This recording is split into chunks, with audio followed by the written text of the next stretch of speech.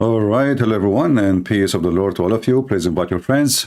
And as you see, we are coming to you very late at night, at least in my time. But many of you maybe still you are in daytime, and it's morning for you. So good morning for those who they are at morning. Actually, already for us, it's a morning time. I wasn't planning actually to come live, but I saw this post in Twitter. I don't really follow Twitter. Somebody sent me this. And this is the rabbi who debated Mimi hijab, if we can call it a debate. I mean, it's just a stupid talk. Rabbi Shumoli, his name. So he posted this, that Mimi hijab, he came to his page and he posted something to him. What he posted? This whore bully man. I mean, this would happen. I mean, this is a bully. He's a kid. He's a stupid kid. He's talking about jihad and war. And this guy, he never even hold a knife in his life. Mimi hijab, I have a message for you. As long you are a person who can do killing, why you don't join Mujahideen? You are threatening the man. I mean, the man actually, this rabbi is an idiot. I have to admit. I did not watch this program, but one of you said to me that this rabbi said to Mimi hijab, Islam is beautiful.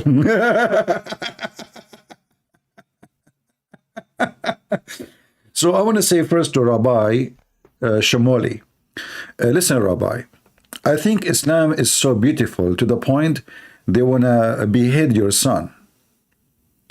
And they are harassing you in YouTube. Who? The Muslim, beautiful Muslims. So you go in the TV debating with somebody's, they killed 1,400 people in your people in 5 hours. And most of them, they are women, children, and they kidnap many more. And then you say to him, you idiot, Islam is beautiful. So before I talk about this whole Mimi hijab, I have to say to you what I think about you. You're a donkey.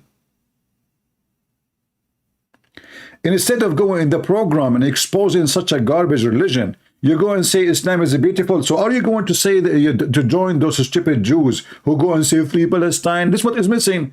You just said Islam is beautiful. So what's the problem?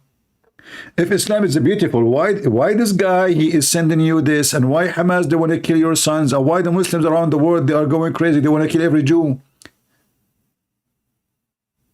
Is it because Islam is beautiful or because you're a donkey?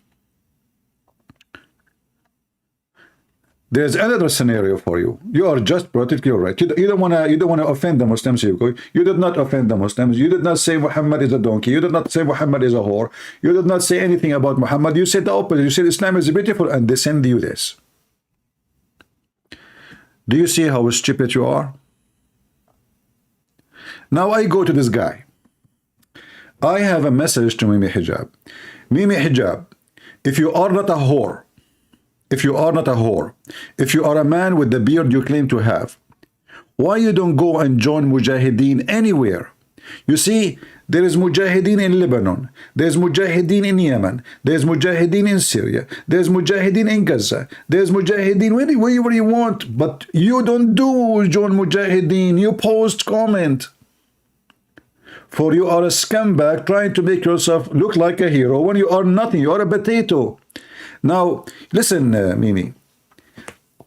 This guy, his son in the IDF. So what do you think now when he received this message from his dad? How many bullets he will shoot in the ass of Hamas, and he might send you a real picture of an ass of Hamas and become like your screen door. Real one. Not dummy, what the heck is this? What is this? His son in the IDF already, which means already he is making shish kebab of all those filthy son of muta hookers, Hamas. Not like you coward. Mimi. You stay sitting Negla Seed. Negla Seed is doing good. I mean, you are making good money, don't you? Is that why you don't go and join jihad? Isn't it jihad is the best thing a Muslim he do? So why you are staying in the UK? I will tell you what, what people like you is doing.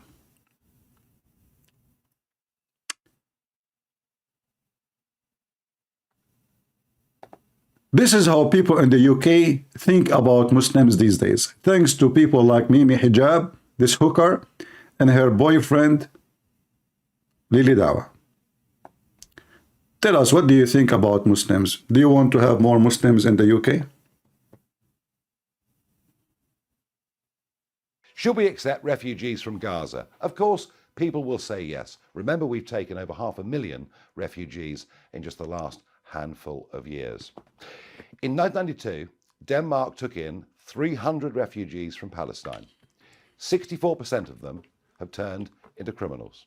34% of their children have turned into criminals. I'm not demonizing any one group, but the risk that we bring in the wrong kind of people and those who could be linked to Hamas say to me that in the name of national security, the time has come to say, no, enough is enough. Enough is Should enough. we accept refugees from Gaza? Of course, people will say yes. Remember, we've taken over 500,000 refugees in just the last handful of years. In 1992, Denmark took in 300 refugees from Palestine. 64% of them have turned into criminals. 34% of their children have turned into... Only, hold on. You know, I want to discuss with you, mister. I mean, it's only 64%. Is that a high percentage?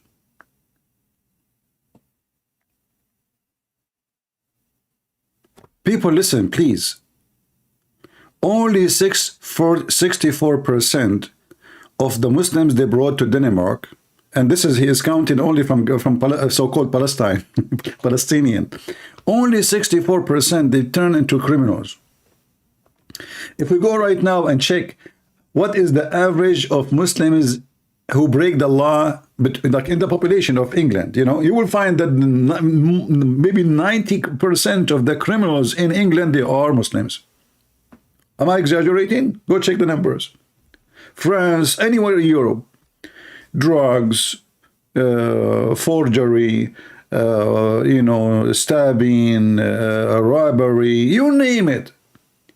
But they are the one who speak about morality and ethic. Nobody is having morality like them. They are very moral. Their prophet himself was a thief, and he's a rapist, and he's a caravan rider. Going back to Mimi Hijab.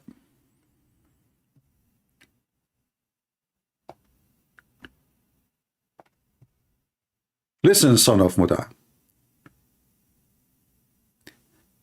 Yesterday, you yourself, you coward, you posted a video saying you condemn Hamas.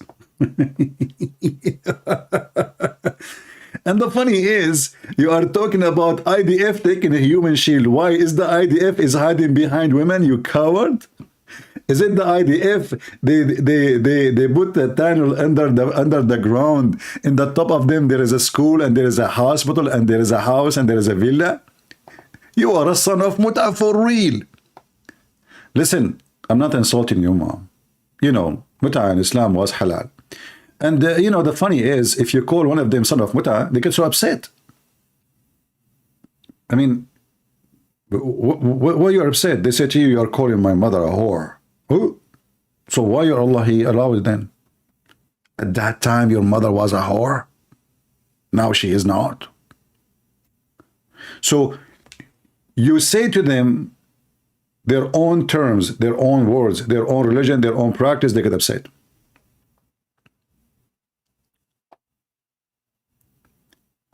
You ask a Muslim what the word nikah mean, he will say to you to get married. You go to a chat room, type, hey, hello guys, I want to do nikah. Everybody will start effing you. If you know in the what the heck? I just said I want to get married. No, because the word nikah mean to F you. So they lie when they argue. They lie when they debate. They lie to make themselves look better. And the second you step on their tail, their rat tail, they are rats. Those are rats. Those are not even men. You see, those Hamas there, at least, I mean, they dare to attack. This guy is just a rat. That's fantastic news. Make sure that you apply the same discount to the funeral body bags for your terrorist IDF son Mendy. A promo code Human Shield. You know, Mimi Hijab, I'm going to push the promo code Human Shield in the anus of your prophet. As you know, that every Muslim when he die, they push a piece of fabric in his anus. Why? Because your prophet, he said that there is 99 dragons will go inside your grave and they will go inside your anus. Now the question is, those who they are killed by the ADF, you see, until now they did not show us any video because they are following the international law, which is not to, you know, like disrespect the dead body. But you know, and I know, and everybody knows, that all the guns the IDF they have in their hands, they show us, are guns of people who they are killed. All the grenade, all the weapon, all the RPG. So imagine how many Hamas been killed. But the question here, those Israeli, they are not pushing fabric in their anus. And that is the risk. What the 99 dragons which your prophet mentioned are doing to them now. Remember, there's no fabric in their anus. You know, first time I heard that Muslim Sunni, they insert a piece of cloth and etc. They push it in the anus. It was really weird. I mean, that's really stupid. What the heck? Why you want to insert something? I mean, the guy is dead. Why you want to do that to him? Why? What for? But the prophet, he said, you know, anyway, so this guy, he is harassing this person, this, you know, he's harassing you, by the way, because you're a nice person. And I want to say something, you know, to you, Rabbi. You are asking, where is the police? Where does this guy live, guys? Do he live in the state? Is he an American? Is he an American? Anyone knows? Where does Rabbi live? Do he live in the state?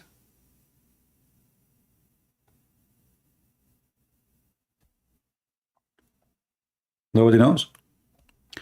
It says here, Rabbi Shamuli, whom Newsweek Wash Post called the most famous rabbi. You are the most famous rabbi. Hey, are you kidding me? And you are the most famous rabbi and you say Islam is beautiful? You are the most famous stupid rabbi. Here we go. Islam is beautiful. He's in the UK or USA. Everybody's giving me the answer. You guys, did you graduate from the Middle East like me? Because this is what happened in the Middle East schools. Every page have different answer for the same question. You know, like in Saudi Arabia, they ask you a question. If you answer it, you get 60 degrees out of 100. What is the name? This is the subject is history. What is the name of the king of Saudi Arabia? Imagine. I mean, the king is king for the last 30 years. I mean, but there is nobody knows his name. Like, how you can answer such a question? Who is the name of the king of Saudi Arabia? Oh, that's hard. All right. He's in USA. Okay. So listen, why you are saying, where is the police? Well, what does that mean? You complain to Twitter? Did you call the FBI? Did you call, you know, says this guy is making a death threat? If you think this is a death threat, then you should call the FBI. It's an international matter. They can go after him. In the worst scenario, they will, you know, they will have a warrant for him if he come to USA. So don't say, where is the police? Do something. And next time you speak to a Muslim, stop being a hypocrite and don't say Islam is beautiful, you coward liar.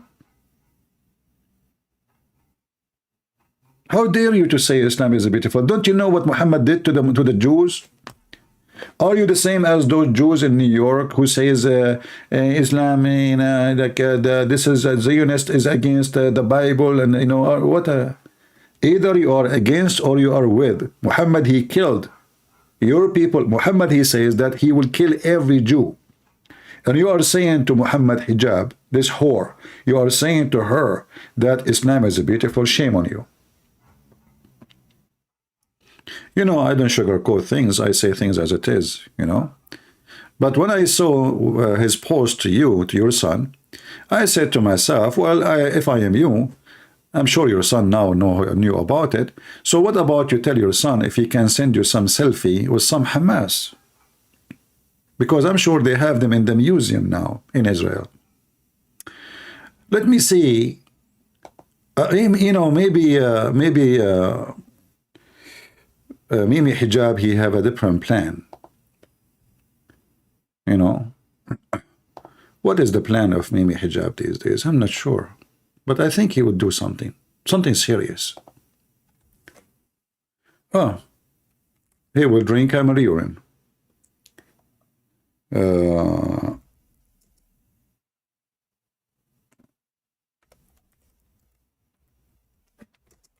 Let us see.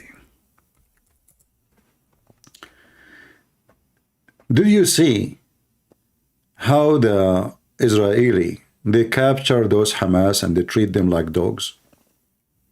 I don't know if you saw that. I saw it. And by the way, today, I saw in the news, you know, those who they have families, you know, they have children, they've been kidnapped, etc. When the Minister of Security, he mentioned that those, we should give them execution punishment.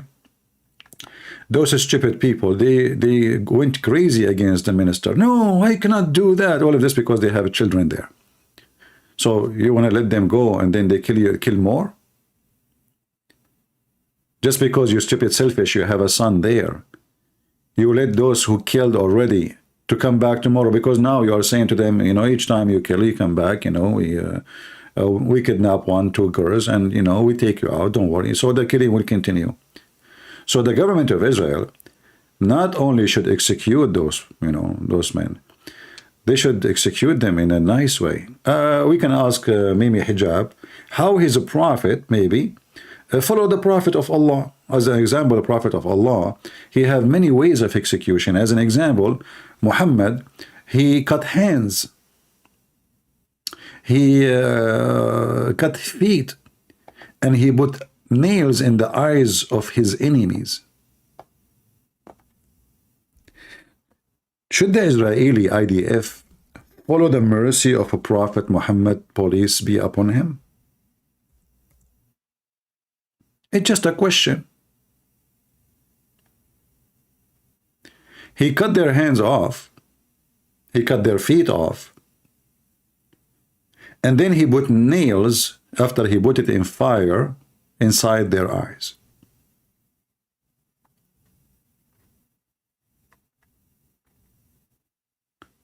You know, you Muslims, the more you do aggression, the more the IDF, they will screw everyone in Hamas. The more they will be way more aggressive. You saw nothing yet. Those people are being so merciful with you. In fact, I believe that the Israeli government is just a bunch of stupid people, because they are very nice. And they care what the media say. Who care what the media say? Who care what the media say when you are paying blood, your people being kidnapped every day, being stabbed every day? They hate you anyway. It doesn't matter what you do. If you leave now, if you let Hamas now go, if you stop now and say, you know what, we want peace, is it solved? No. You tried this many times before. They never stop and they will never stop. So either you finish every single one of them, those filthy Hamas, or they finish you. And negotiating, you know, like, okay, 50 from you, 50 from us, that is a very cowardly act from the Israeli government, and it's very stupid too. The problem is that Israel is a democratic country, and because they are a democratic country, the prime minister, he is worried about the election. That's all. He will do what people want. He will not do what is the right thing to do. You know, I don't know if you saw those cowards,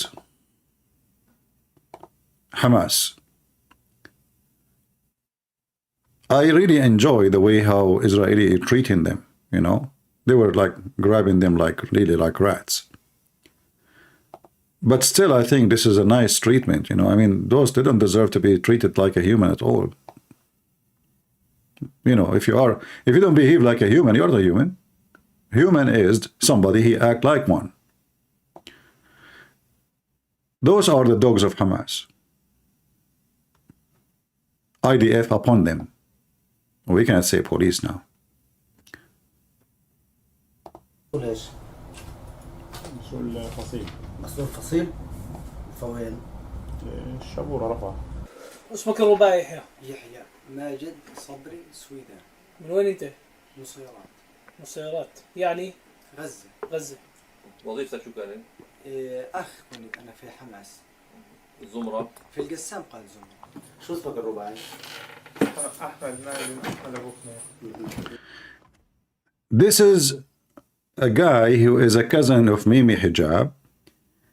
Before he went to Israel, he was so proud. After he arrived to Israel, he looked like shit. Welcome. And you will notice how friendly they are now. You know, like he's so, you know, yeah, he did, join Hamas, and, look how nice they are, how friendly. منين أنت من أي منطقة؟ من غزة الدرج. شو اسمك الرباعي؟ مهند ياسر زيد أبو رزين. من أي منطقة أنت ساكن؟ شبورة. شاهد محمد المجدلاوي. وين ساكن؟ What happened to your eyes? انت تابع؟ حماس. شو اسمك الرباعي؟ محمد إبراهيم الزرقاء. This guy is have a diarrhea. I mean, this guy, Mimi Hijab, give him Naglaseed. I mean, this is the time. This way you are needed. You need to buy a ticket immediately and go to Israel and give this guy Naglaseed. Look at him, man. What the Israeli did to him? What they are feeding you?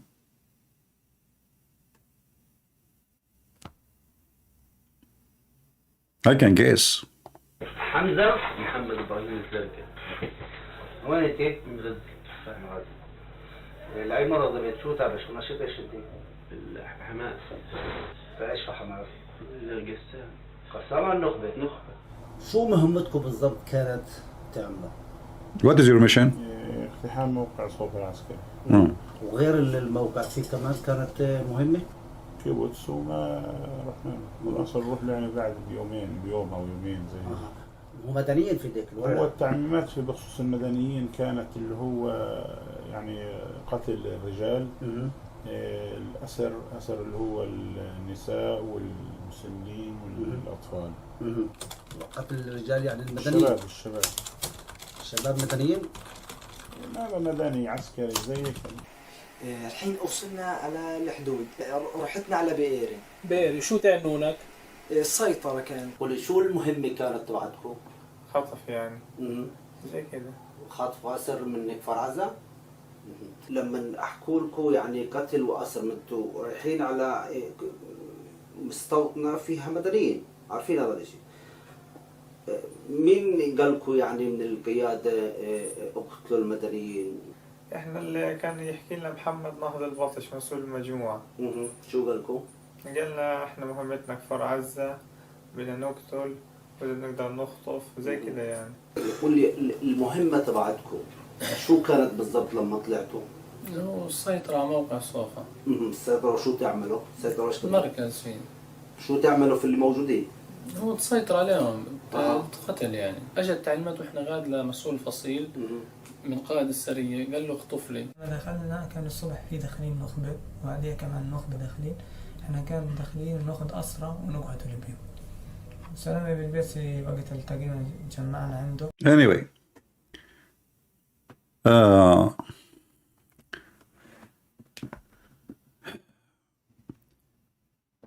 the problem in Israel that those Israeli are very nice and those Jews are really nice. As you see, this Jewish rabbi, for me, he's an idiot. when he speaks to those Muhammadan, what he say Islam is beautiful. So they think if we are being like friendly and kind with them, they will you know, they will be soft in their heart toward us. They don't know how much hatred they have in their heart. And now we see the result of what going on. This Mimi Hijab, as usual, he is a bully. He noticed that this man is very, very friendly. And when you are friendly, they will stack you, man. You know, I have an offer to Mimi Hijab. Why, you coward son of Muta? You don't call me live on air, or let me call you, and you tell me you want to do to me what you did to this guy. Do you dare? You are a coward. And I hope he will make more posts like this. Maybe he will get in bad trouble, you know. You know, I saw many comments about this. Let us see some comments. Where is the comment? I don't know how to work with this Twitter. Comment here. You have to log in. I don't log in. Yeah. So you have to see the comment. And you know, people saying, why you don't call the police? Why you don't call the FBI? Why you don't call the UK? Why you don't, you know, my friend, don't do any of that. You can do if you want.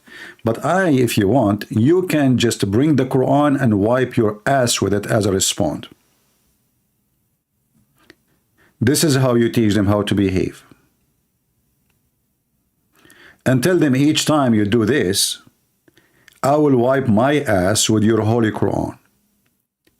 Those people, they are, by the way, he will not, like, he will respect you, no, but he will be afraid from the Muslims. The Muslim will say to him, look what you did. They are wiping their ass with the Quran because of you. So all what you need to do, bring a Quran, Holy Quran, and wipe your ass with the Quran. And tell them, here we go. You threaten me. This is my answer. And let us see if Mimi Hijab will dare to send you back any threat again. And tell him, each time you post something about me, my family, etc., I will wipe my ass with the Quran. I have a lot of pages in it. Page at the time. Promise. Those people, they are bullying. This is a bully religion. Their prophet, even he bullied his uncle. There's a chapter in the Quran, Allah bullying the uncle of Muhammad and his wife. Muhammad Yusuf, you text me in Skype, my friend. Are you a Muslim? You want to call me? Muhammad Yusuf. Are you a Muslim? Tell me if you are a Muslim. So those cowards, the second they notice that you are a nice person, this is what they do. You know, the second they notice that your response will be way massive than what they did, then they will behave. Mimi Hijab is posting, according to article from Hertz, Israeli police investigate reveal that they killed some civilian and Hamas.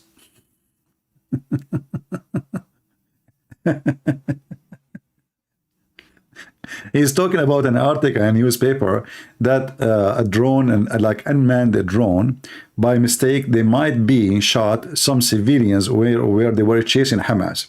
You know, so that would make you happy, Mimi Hijab? You idiot, you son of Muta. I mean, Gaza is destroyed. By the way, I have a great news about Gaza. Hold on. Where is the Israeli army today?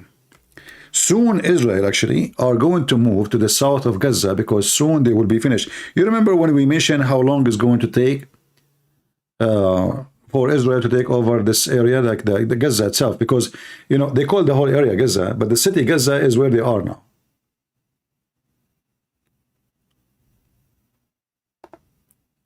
Almost they took everything. And this is why Hamas, in their negotiation, they are begging for 5 days ceasefire in exchange of releasing many hostages.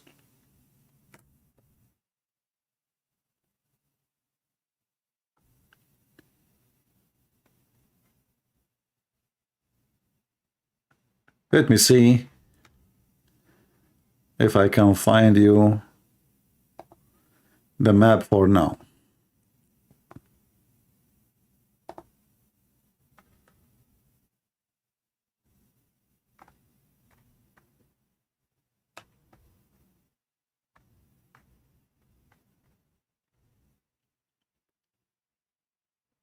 Where is the map?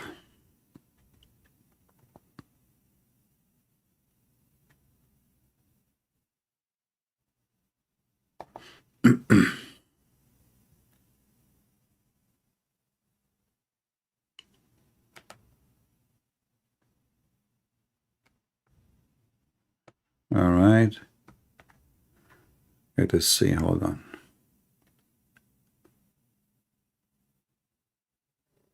Anyway, if I could not find a ready map, I can open the map and I'll show you. Let us open the map anyway. I mean, who cares? Let us see.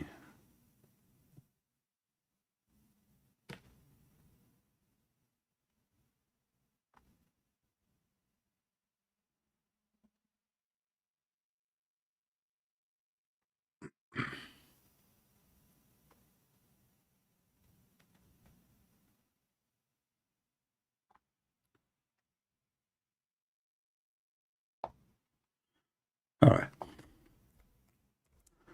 That is fine.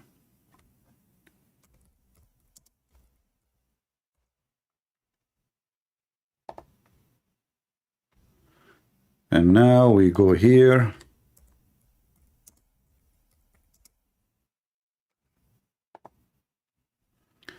All right. Let us put the map for you so we can show you what is the situation right now in Gaza. You know, if you remember when the war started, every stupid idiot, you know, even the funny is they paid them a lot of money to be in TV. And they will call them like, this is a colonel, this is general, this is the major, this is intelligence specialist. And every one of them, he told you, is going to take them a year, maybe more. You know, this is a long, long war, long, long, long war. All right. The long, long war, it turned to be not that long at all. Let us open our screen pen.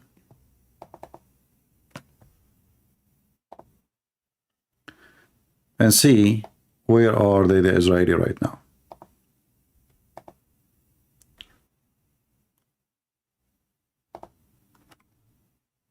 By the way, tomorrow we will be live on air again, so if you'd like to join us, we have another broadcast, will be around, like, I think 4 p.m., right? New York time. So the Israeli right now, they took all this area. This is what we update for you actually a few days ago, right? This is from a few days ago. All this area to the sea here, they take it. All this area here, and they took actually even this area, but they are now surrounding the Indonesian hospital.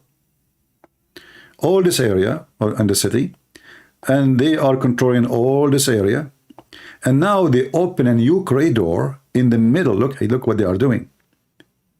I don't know if they arrived to the end yet, but by noon today, my time, they were in this area here. So if they finish by the end of the day, they will be able to close all this area, and that will divide this. There is two territory.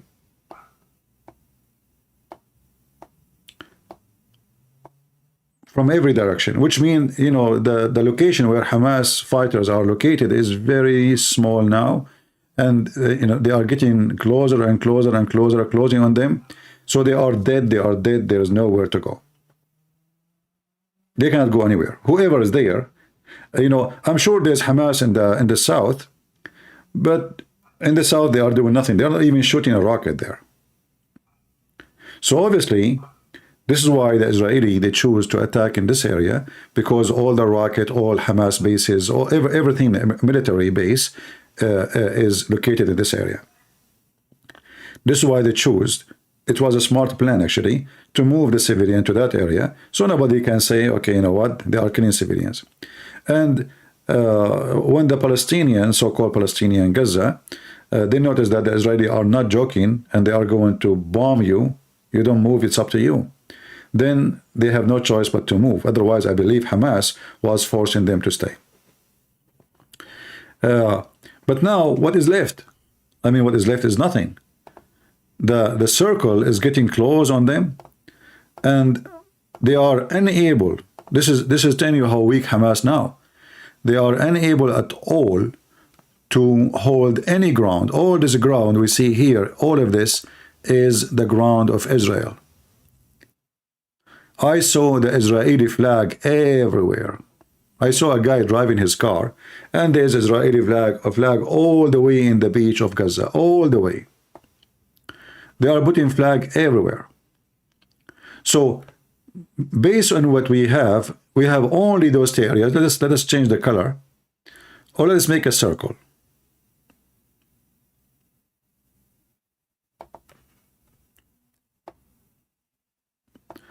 This area and this area is where is Hamas. That's it. And now they made them, they divide them as if they are dividing rooms. So now if there is two groups, and for sure there will be two groups, they are totally separated and they cannot help each other in any way, in any mean. And you know, after all this time, we do not know really how much Hamas are prepared, but I don't think they are really prepared for that long fight.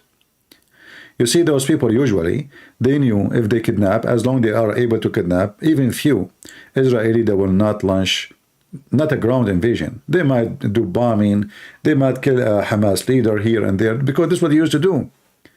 But I don't think they are really, they were expecting such an invasion. So you notice that right now, there's no more rockets is coming to Israel. Let us see the news actually, to be sure. But I saw a report about how slow down the number of rockets. First day, there was 7,000 rockets at Israel.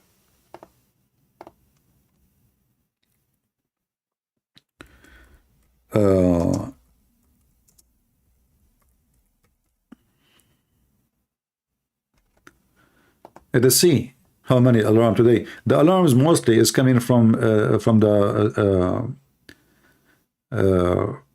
Lebanon. Let us see.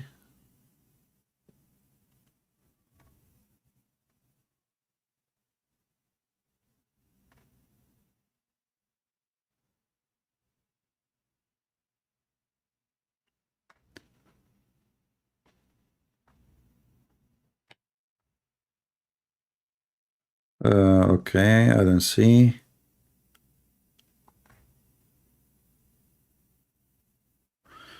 Yeah, I don't see really. It doesn't look like there's any rocket alarm today. I open Jerusalem Post.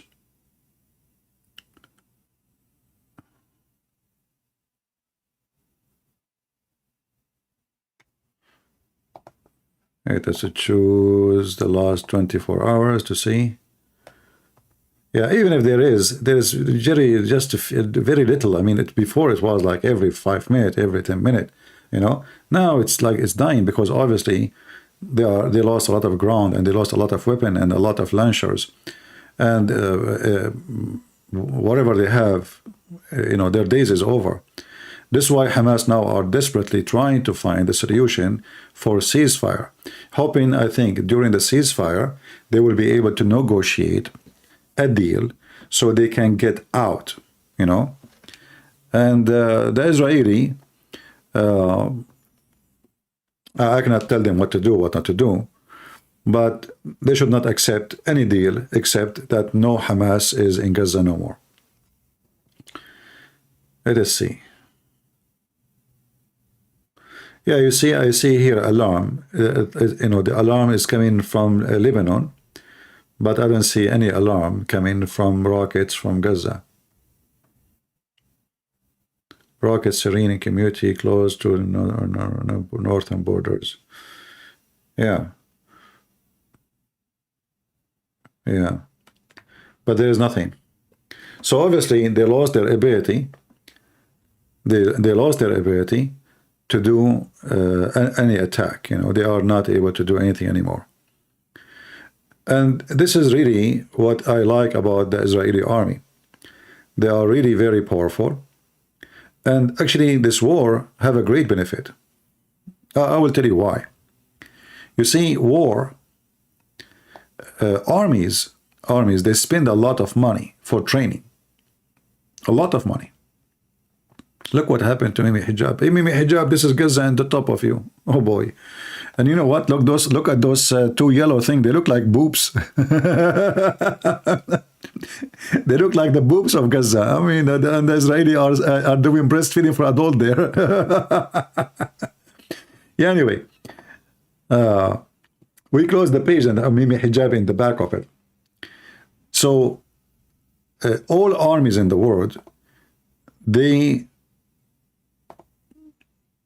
like the basic training is a real war. The basic training for war is a real war. Anything else is not really, is not a good training, is not enough. So now, having this massive number of soldiers involved in war, I saw even people who they are old in age, they start getting training, because I think Israel, after this, they will launch another attack and respond to the attack. Things is not over. Soon, I believe, they will go after Hezbollah and the Iranian proxy and the dogs of Iran.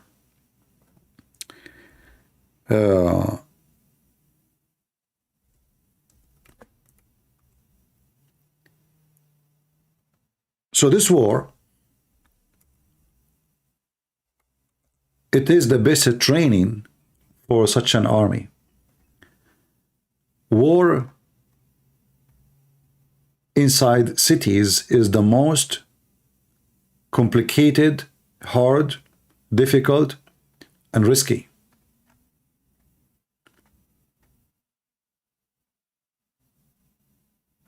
And the Israelis are very well known. You know, if the army is going to attack Gaza as an Arab army, I bet you they will lose a couple of thousands of soldiers.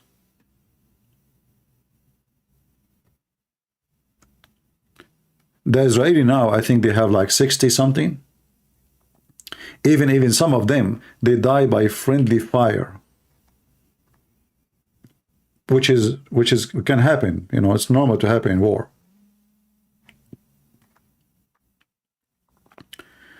So this war was a great training for the Israeli.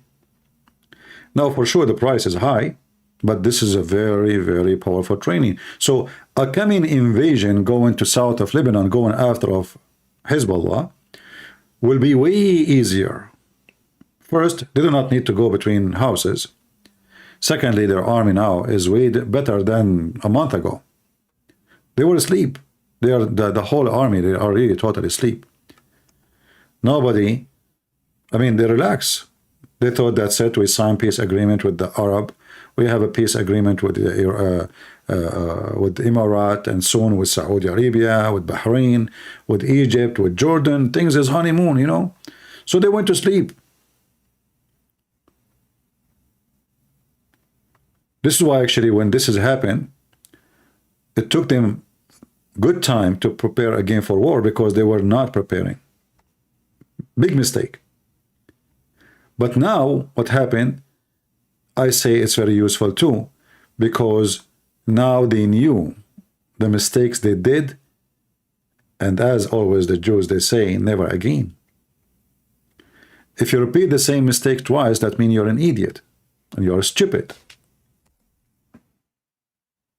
Never sleep again, and never trust a sensor or you know, they install cameras on the borders to guard their borders. Can you believe it?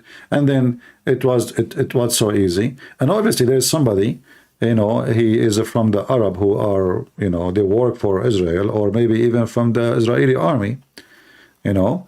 He told them that all this system, there is a center there. You see that column there? If you destroy it, they will lose connection. That's it. Just, you know. So they sent a drone. The drone cost $1,000. Have a, you know, RPG, you know, rocket. they dump it in the top of the tower. Boom, that's it. They lost connection. And then they explode the wall. You know, the savage, they are all over the place. There is no soldiers there. You know, it was too late.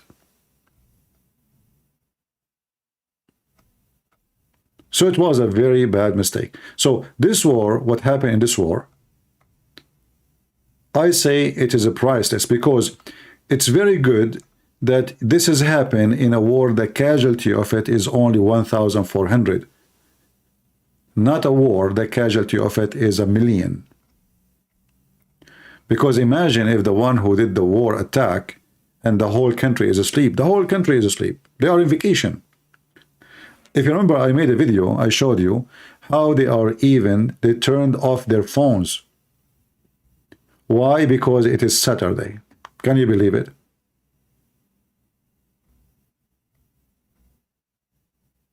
People in the border with the enemy, with the devil, you turn your phone off because it is Sabbath?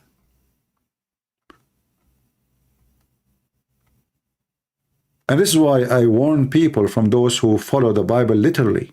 Don't be stupid. You know, the Bible says clearly, the Lord said, that Sabbath was made for the man, not the man was made for Sabbath. So, okay, now you don't want to do any work, you don't want to do anything, it's Sabbath, and now you are respecting the command of the Lord, and now what do? You turn your phone off, which your life and security is based on the alarm coming from it. And not only that, even when they turn it on, there was no alarm. Why? Because everybody, his phone is off.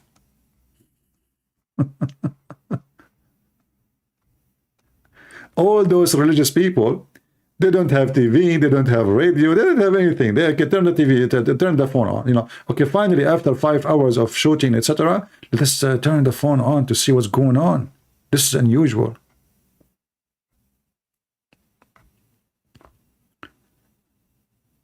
So those mistakes, never again. And I believe this has happened. Sometimes bad things happen. You cannot avoid them. That's it. I mean, it happened. You know, you cannot go back in time, right? You can't go back on time. But what happened, I believe, all of it is for the benefit of Israel. Especially if they finish their mission. If they take over all of Gaza and they keep their promise that no more Hamas. And then I think what the Israeli would do, they will bring militaries from multi countries. It's like, you know, peacekeepers. And they will make them Muslims. Actually, the best way is to make them Muslims. Because then they will deal with each other, you know, deal with each other, that's it. Don't bring somebody from France, because from France they will say kafir. From, you know, bring them someone like them, deal with them. If they eat each other, let them eat each other. Control the borders, be sure none of those dogs can come back, and they will have no future there. And then, okay, you want to live by yourself, live by yourself. At least there is no more rocket ever will come from there. That is the condition should happen. That no more rocket, no more attack, no more garbage. Otherwise, there is no point. You know, we saw the video about the hospital. And how the Hamas coward, they are using the hospital for, you know, for their terrorist activities.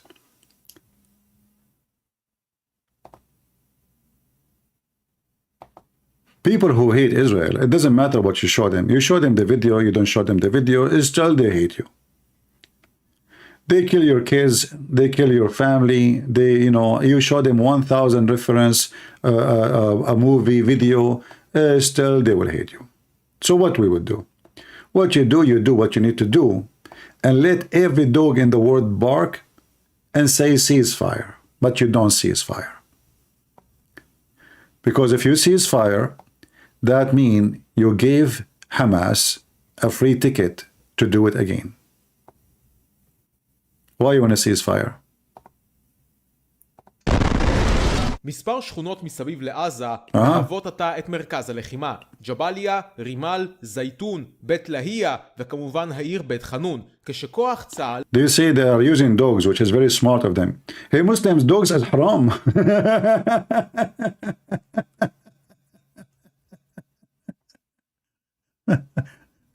Dogs is haram, you know. The enemy of Allah, look, even the dogs is hunting Hamas. So what they do, like when they arrive to a house there, like let's say this villa, what they send the German Shepherd inside, and if there is a terrorist, the terrorist either will try to shoot or the dog will drag him from his ass. Either way, they will find out if there is somebody in or not. For sure, many dogs might die in this case, but better than a human being dying. So dogs are really serving as soldiers in the army, and they are doing a great job. And not only that, they discover if there's like booby traps, if there's bombs. Those are very well trained, not like Hamas. Those are very, very good dogs. Hamas is just, you know, none of them have a high school. So you will notice here, the dog is going inside the house. I don't know if they have the camera on the dog, but I don't think so. That would be fun. You know what? I never thought about this. Why IDF don't put a camera on the top of the head of the dog, and it's like, imagine the dog go inside and Hamas, he do poo-poo in his pants. Hey, don't bite me, you know, don't bite me. Hey, Mimi Hijab, did you have a comment about using dogs against your brothers and sisters? What do you think? Is that a human, aren't you a human right or something? What do you think about dogs doing that to your Hamas?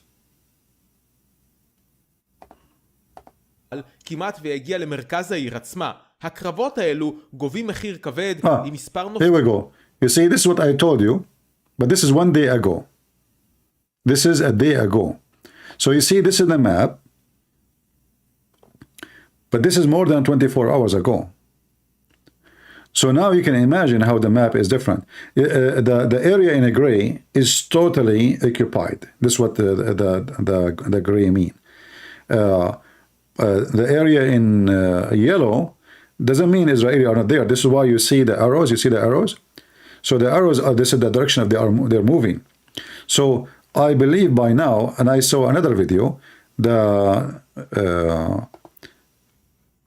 this line here extended way farther, you know, but I'm not sure if now by the end of the day they were able to close all this area, you know.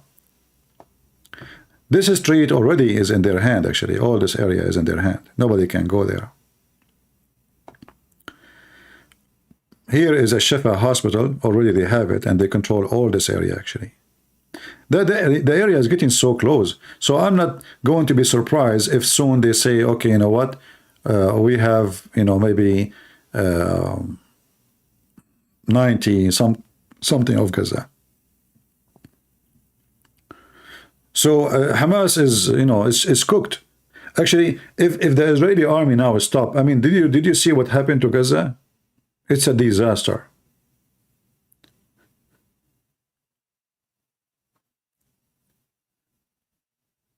Cleaning the concrete that destroyed the streets, buildings, will cost way more than building it.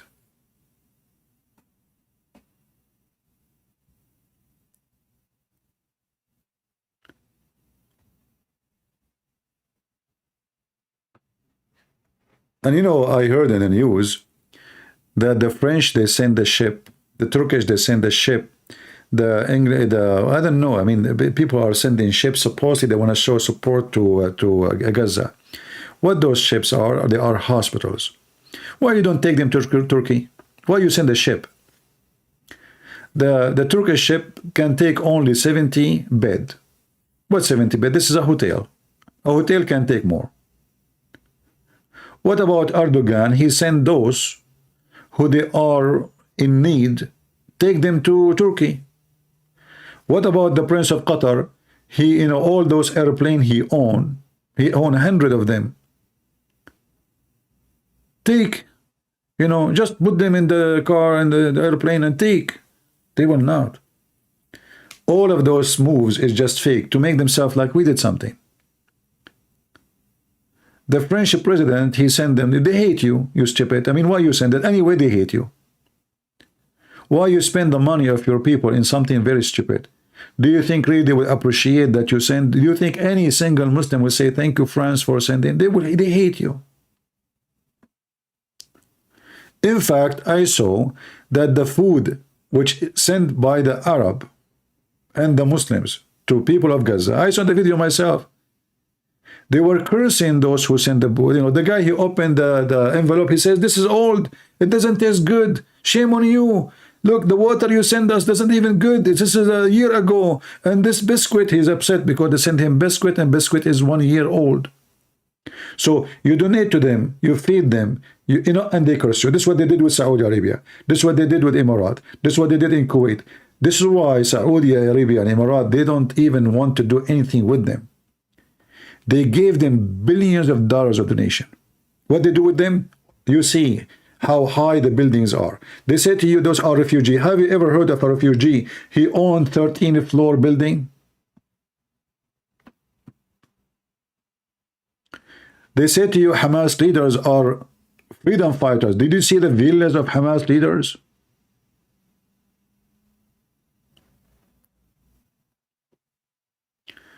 This is why none of the Arab want them.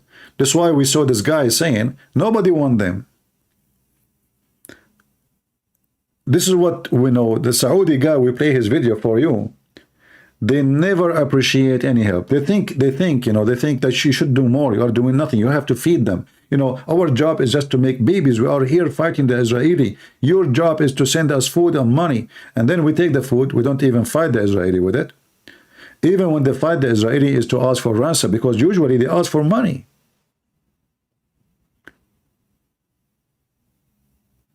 Every salary in Gaza is paid by Qatar. Every single salary. The Israeli, they should not allow any money to come from Qatar no more. You know, I don't want to say how many mistakes the Israeli did. Netanyahu is a donkey. The other one is more donkey. And right now, in the time of war, you will see still they have division inside the country, and they are fighting over power. So the other guy, Levid, what is his name, instead of, you know, being united with the rest of the government, because we are at a time of war now. This is not the time for election, you idiot. This is how you know if you have a good leader or he's a scumbag. Instead of joining force with every Israeli to fight those cowards, the other guy is just giving nails to Netanyahu. Netanyahu must go. He must go, but not now. You are at time of let him finish the job.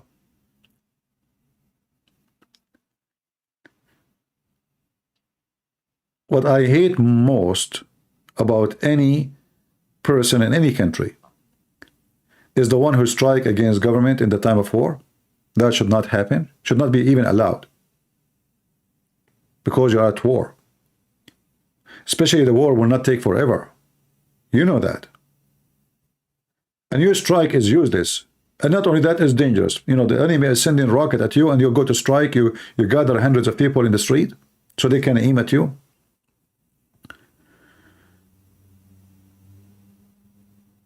Education for people is very important.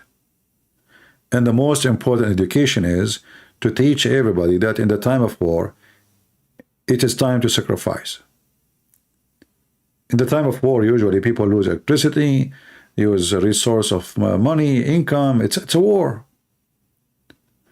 You go, you strike, you know, you want a job now?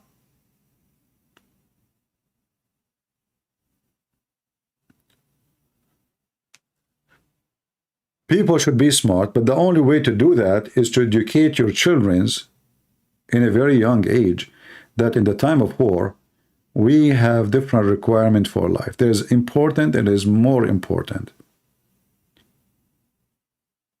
Spending should be changed. And this is why actually I advise people when, like, you know, if you are having relaxed income, you are making good money, God bless you. But always you have to save, because you never know when bad days can come. It doesn't matter where you live. Like, let us assume maybe most of you here, they live in Asia, because now time is late. So India it might have war any time with Pakistan. And you know, war is always devastating. Indonesia have many enemies. China can go in war with Taiwan. China can go in war with India. Even with Pakistan. I mean, they have problem with everybody, even Philippines. So people in the time of, let us say, relaxing time, they start spending, they buy luxury stuff. You know, this guy he want to change his iPhone, but your phone is working fine. So you have to be smart and prepare yourself for the bad days, because bad days can come anytime and you don't know when it's going to happen. If you lose your job, what do you do? Do you have a backup? If tomorrow your country have a disaster, a volcano or anything, you're afraid of war? Are you really an American soldier? Muhammad Yusuf, we saw you, man. We saw you in Iraq. We went inside the Fallujah and we made every terrorist in the Fallujah shish kebab, and you are talking about afraid of war? It's you coward son of Muta. You are afraid. Why you don't go? You will go. The Americans are in Iraq. They are in Syria. They are in Turkey. They are in Emirat. They are in Bahrain. They are in Saudi Arabia. And you are talking about who's afraid of war? We have base in every Islamic country. We got your Osama bin Laden like a dog from the heart of Pakistan. Did your Pakistani country dare even to open their mouth to say, hey, American, how dare you to enter our airspace area? We did not even hear anyone complain. They don't dare to complain. So don't talk about who is afraid, you coward. Are you afraid of war? Look who's talking. Where you been? The Americans, they were ruling Iraq for the last 20 years. 20 years in Afghanistan. And you are talking about war? Potato? Dummy. You know, and the American, they announced 4 years before they will withdraw. In the time of Trump, in the date of etc., in the day of etc., we are going to withdraw. And then the American, they withdraw. Allahu Akbar, victory. What a stupid idiot. 4 years ago, they said they are leaving. What victory? There was only 2,000 Marines controlling the country, massive country. Just 2,000 Marines eating potato chips. Do you know what 2,000 mean? Just 2,000. When the American, they went out, they took only 2,000 Marines. And then the Muslims, they announced victory and they claim that the American, they ran away. You stupid idiot. Even they have an agreement with Taliban about it. Anyway, this is how it is. You know, the Arab, they attack Israel first time. They lost 10% of their land. Second time, 30% of the land. Third, 40% of the land. I mean, Israel is getting bigger, bigger, bigger, bigger. And then the last war they have with Israel, Egypt lost all of Sinai. Syria lost almost, the Israeli almost, they arrived to Damascus. Jordan lost a big, I mean, they took the Dead Sea, all of it to the end. And then until now, they celebrate victory. You believe it or not, every year in October 6 in Egypt, in Syria, in all those stupid countries, they celebrate victory on Israel. Abdul, you lost. If you ask a person from Syria, you say to him, okay, in 1973, what Israel won or lost? They took the Golan Heights, very important strategic location, and they celebrate victory. The Israeli now, they can see Damascus from their telescope, from the Golan Heights. This is how close it is to Damascus. The Israeli almost every week they hit a target here or there in Syria, and yet they are celebrating victory. You cannot win with Muslims. I remember Egypt once, they were having, you know, like there is a basketball championship, the military championship, and you know the Egyptian, they won, they were number 3. And you know, cars in the street, Allahu Akbar, Egypt is number 3 in the world, you know. And then I said, oh, what? That's good. I mean, number 3, that's really good. But then I found out there was only 3 teams playing. So what, you will be number 4? The whole championship of military, of basketball in the world, only 3 countries, they joined the championship. And you got number 3. And now you are celebrating that you are number 3?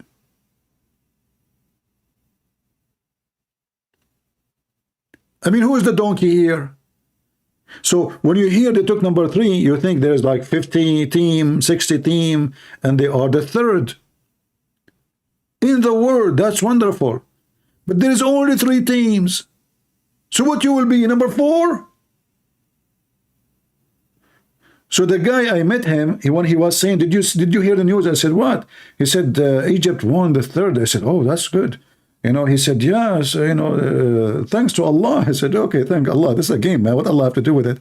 Anyway, but at that time, I do not know who is, you know, who is really in the game. So second day, I said to him, Abdul, Potato, you told me the 3rd, and you know, you are so happy, excited. He said, yeah. I said, but there is only 3 teams. He said, so what?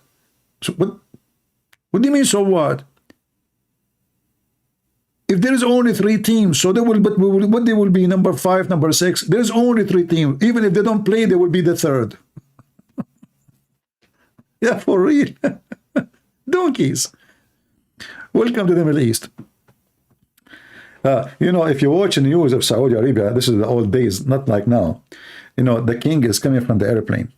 And now you're the TV host. I used to die laughing, actually. I love it, you know.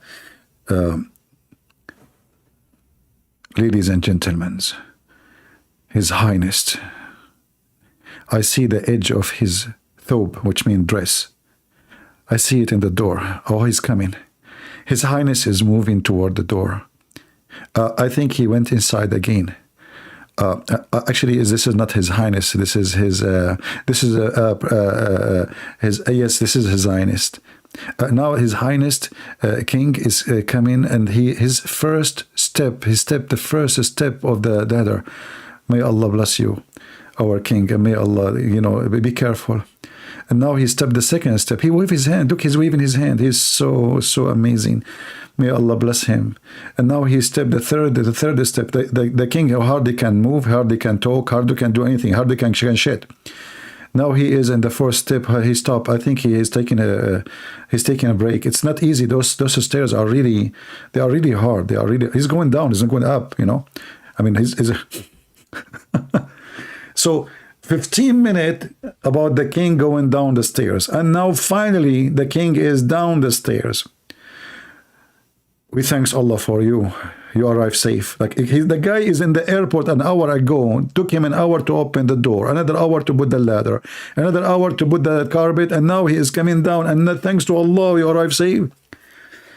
But the most is funny even is the weather news. Don't even tell me about the weather news, because they don't dare to say tomorrow it's going to be rain or something. What they say? Bismillah ar-Rahman ar-Rahim. Alhamdulillahi Rabbil Alameen. Tomorrow we cannot really predict except what Allah predict, and nobody can predict except only Allah subhanahu wa ta'ala what to predict. So if Allah want, if and only if Allah want, tomorrow we might have some cloud. If Allah want. And we might have, if Allah want, wind in the speed of 30 kilometers an hour. Strong speed, brother. If Allah want. He have to say if Allah want every 2 seconds. Otherwise, they will kill him. So the news, the weather news is if Allah want. If Allah want. The whole news is you hear every 2 seconds, if Allah want. And then, at the end of the weather news, and as you know, everything is dependent on Allah subhanahu wa ta'ala, so we do not know really. We are just, you know, trying to help you in what will happen in your travel, so to be travel safe. At the end of the day, you travel safe or not, it's in the hand of Allah subhanahu wa ta'ala. It's not in the hand of a human being. And we wish you a great day. It is in the hand of Allah subhanahu wa ta'ala. You know? Yeah. So the news is the most funny news ever. This is why, you know, you get surprised that like someone like Hamas, they were able to accomplish such a mission. And I don't think Hamas, they were smart. I think the Israeli, they relaxed because they felt so strong. And this is a big mistake. You know the story about the rabbit and the turtle? Like there is a race, you know, who will arrive first. The rabbit, he was making fun of the turtle, so he decided to take a nap. And this is what happened. The Israeli, they were taking a long nap. They thought about the turtle. It's a turtle. I mean, are you kidding me? But it was a big mistake. However, Israeli now, they should know that their enemy is waiting for opportunity. And they should change all their plans and never trust any piece of plan you have. I heard somebody, or I saw in the comments, somebody saying Bahrain, they condemn Hamas. Bahrain, they hate Israel to death too. But my friend, Bahrain is a very small, tiny country. They need the help of Israel. Don't you know the story, the enemy of my enemy is my friend? But this is all is temporary. So Bahrain, they are terrified because of Iran. Iran, this is why the Saudi, they want to have an agreement with Israel. Not because they love Israel. They fear what is coming. Iran will take them alive.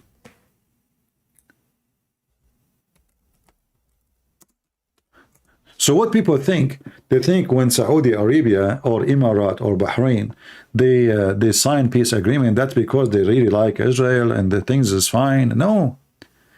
They are trying to solve their own problem.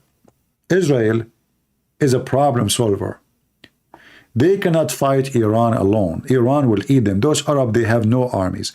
And even the army they have, you know, I don't want to be rude, but they don't even know, they cannot even run. They don't even know how to use weapon. It doesn't matter what they show you in TV, like they have a special group of commandos and those things, the Saudi police, they jump. Those are like 200, 300. Those are the best of the best of the best. The rest of the army is shish kebab. They could not even win the war against this guy Al-Houthi in Yemen alone. So what they will do with Iran? Iran will eat them. So Saudi Arabia and Bahrain and Emirat, they did not sign, like Saudi Arabia now, they are trying to sign a peace agreement with Israel because of Iran, not because they like peace with Israel.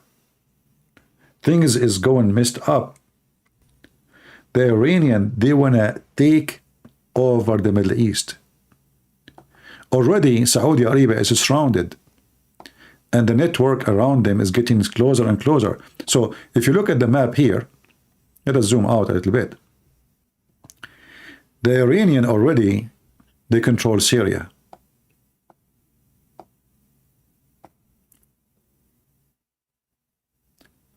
They control most of Yemen.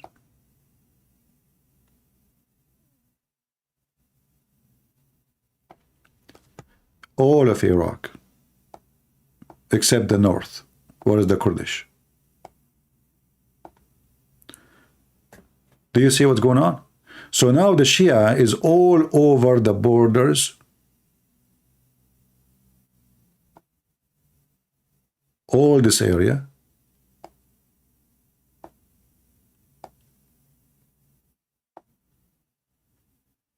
Today we heard the news, I don't know if you heard the news, that Al-Houthi, the Shia group, they capture a ship here in this area. So do you see how sensitive the area they control? which means they can close the Red Sea. They can just shut it down. And that will be a big problem for Egypt. But not to Israel, because Israel, they have access to the sea, to the Mediterranean Sea. But any business have to go through the Red Sea can be blocked by those Shia Houthi.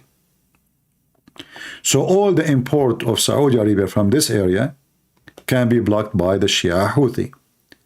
All the import of the Gulf from this area, which all the oil in the world come in, or most of it, can be blocked by the Iranian here.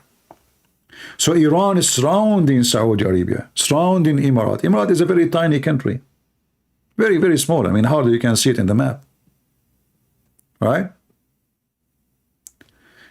The Saudi, they have some Shia, but not too much, not too many. They have. But not a big number. But they can be a problem. But for now, they are not. They are a small minority. But as you see, war with Iran, the Iranian, they are preparing themselves very well. This is why they have those groups. So now if they go in war with Iran, it's not going to be in war with this direction here. Like, okay, I shoot missile at you to here, and you shoot missile at me to here. No. They have here the Shia. They have here the Shia. Iraq totally controlled by the Shia. Period. And you have all of Iran is Shia. Even this area in Pakistan is Shia. And Afghanistan.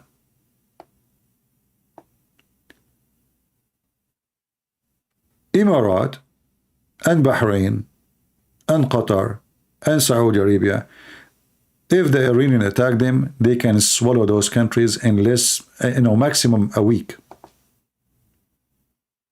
Maximum. This is why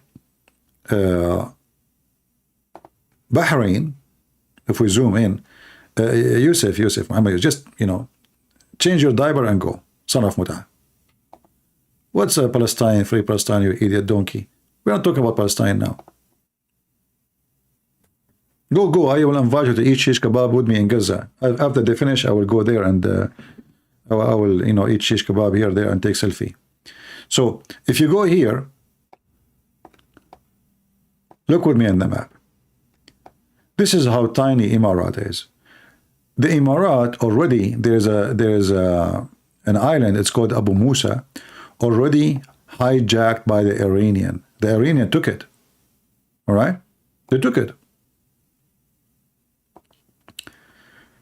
If you look at the distance between Iran and Emirat, it's short. Very, very short. So the Iranian, all we need to do is just fast boats between here and there. That's it. They took it. Emirat is buying a lot of ammunition, fighter jets, weapons, but those will do nothing. For a very simple reason, they don't have the army.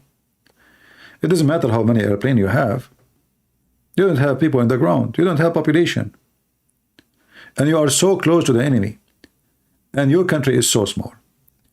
So we'll take them maybe 15, 20 minutes, the Iranian, to take over Emirat. Easy.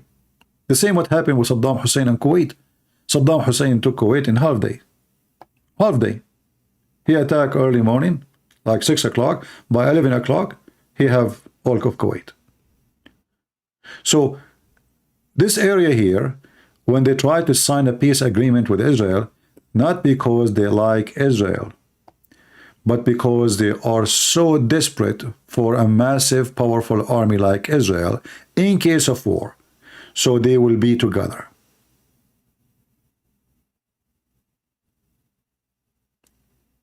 Right?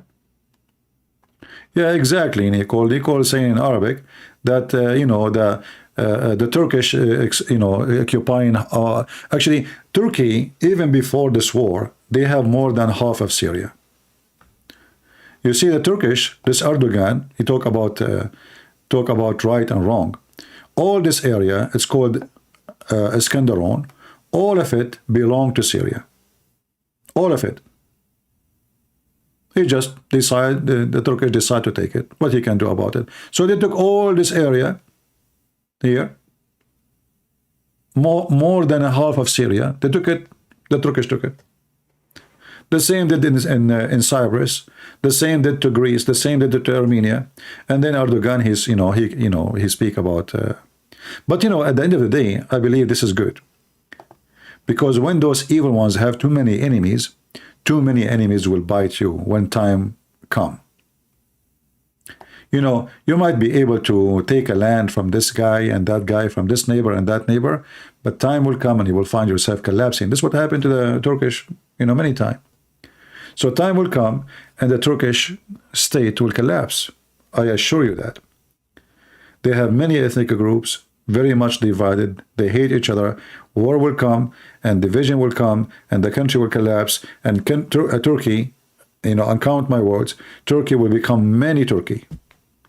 Country for the Kurdish, country for the Azerbaijani, because there is a big population from Azerbaijan, for the Arab, there is many million ethnic group. Anyway, so what's happening here in Israel and those countries who sign peace agreement with Israel, none of them really care for the peace agreement. In fact, in case you do not know, Israel already crossing all airplanes of Israel, they are allowed to cross through Jordan and Saudi Arabia. Now you ask yourself, why the Israeli are allowed to use the space of Saudi Arabia? There is no peace agreement yet. Doesn't make sense.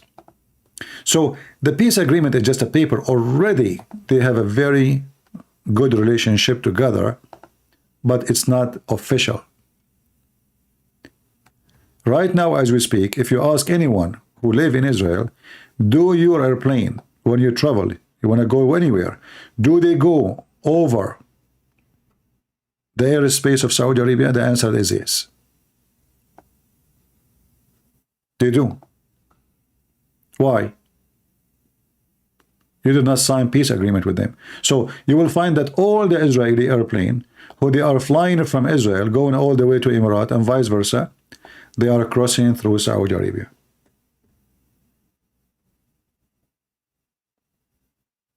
So they did not announce any peace agreement yet, but already we knew that they meet intelligence. They have intelligence meeting, security meetings, ministers meeting. Even I believe that Netanyahu, he went already to Saudi Arabia and he met with the crown prince. There's things, to be said in the public, and there's things to be done secretly. All of this to prepare themselves to the war with Iran. They have one enemy. Israel don't fear Iran because they are very well armed and they have nukes. In the worst scenario, just nuke Iran. Saudi Arabia, they knew that. They knew the Israelis are massively powerful and they are no match. This is why you see Bahrain and Emirates and Saudi Arabia, all of them, they are just begging for peace. It's not Israel begging for peace. It's the opposite. It is a fear of what is going to come. And, the Iranian, they might look very strong. And actually, they have a very, let us say, strong army compared to other nations around them. But in the same time, they are very weak. What does that mean? You see, war need money. War is not just, we go to war. Israel, and this is Israel, and you know how rich the Jews are. Israel right now is struggling with the budget because the war is very costly. The war caused economy problems, jobs problems, import problems, export problems, all kinds of problems. So the longest the war go, the more the country will suffer in economic aspect. Iran is already collapsing. People, they sell their kidney. They have no money. It doesn't matter really how much oil they sell, still they are way behind. And if they go in war, they have a big weakness. That is the money. So if Iran go in war, the war have to be short. It have to be a week, 2 weeks. That's it. After that, what will happen to them is the same what happened with Saddam Hussein. It was horrible. Both countries collapsed. But the difference is Saddam Hussein was getting a lot of money from the Saudi, from Emirates, from Bahrain, to the point even Saudi Arabia almost bankrupt. All the money of the oil of those countries, they go and buy weapons to Saddam Hussein because he is the only one, their hope to stop the Iranian invasion. After 9 years of war, 9 years, not 9 weeks, Saudi Arabia have zero income almost. They are exhausted. Kuwait, exhausted. Emirates, exhausted. Those countries become poor. Stopping the war was a must. So after 9 years, neither Iran, neither Iraq was able to accomplish anything, and more than 1 million people died. But Iraq, with all the oil it has, Iraq have a lot of oil. Still, they were really in very bad shape, even though all the money is coming from Saudi Arabia, all the money coming from Emirates, Bahrain, Qatar, etc. So Iran, you can say, won the war, and the Arab, they lost again. Now the story is different. When Saddam Hussein attacked Iran, Iran was not like today. Their army was not massive. They were just taking over the government. They don't have really a strong army. They don't have a strong weapon. They don't have anything. And they have problems with America. So they have a problem where to get even weapon. Saddam Hussein was sponsored by the West, was supported by Saudi Arabia, all the money. So the Saudi, they pay, the West send money, Saudi, they pay, even Soviet Union send them weapon. Even though with all this, the Arab lost horribly. So if the Arab lost when Iran was weak, what will happen to the Arab when Iran today is way stronger? Are you getting my point?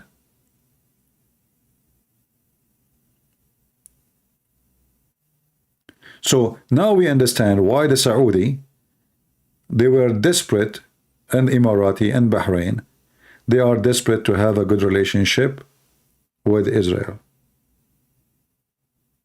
They need Israel. They need the weapon, they need the technology, and they need a partner in war. This is not about, most of, like for us, like me as a Christian, I support Israel because I have many reasons. I believe in my Bible. I believe Israel, this is the land of Israel. So, but for them, this is a different story. Religion is involved, but those who they are on the office, on the chair, they see things differently. Their chair come first. Like so-called royal family in Saudi Arabia, their family come first before the country. How to save their head from being slaughtered. That is number one concern. So they are willing to sign a peace agreement even with their enemy for the sake of saving themselves from Iran, because Iran is coming after them. And actually, the Arab now is getting more scared because they notice that the Americans are not as before. What does that mean?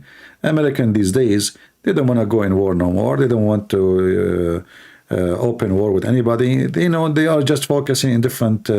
They changed. The American, they change. Like the days where we go all the way to Vietnam to have war, we go all the way to Korea to have. Things are changing. So now the Saudi and the Arab, they are afraid that if a war happens, the Americans are not going to protect them. So what is the solution? They try to get close to Putin. But Putin is a friend now to Iran. So that will not work. And then they are trying to get close to China. But China is not going to defend the Arab. The Chinese are smart. None of their business. The Chinese, everybody is their customer. Everybody, even the American. So they have nobody. who was going to protect those countries? You see, just a few years ago, Iran threatened United Arab Emirates. Economy almost collapsed. People leaving the country.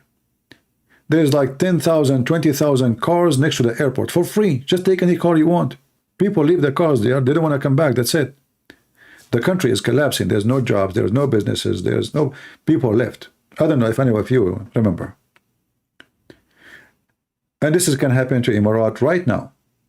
If the Iranian regime announce that they will do something to Emirates, the Emirati economy will collapse. This is a country made of cartoon.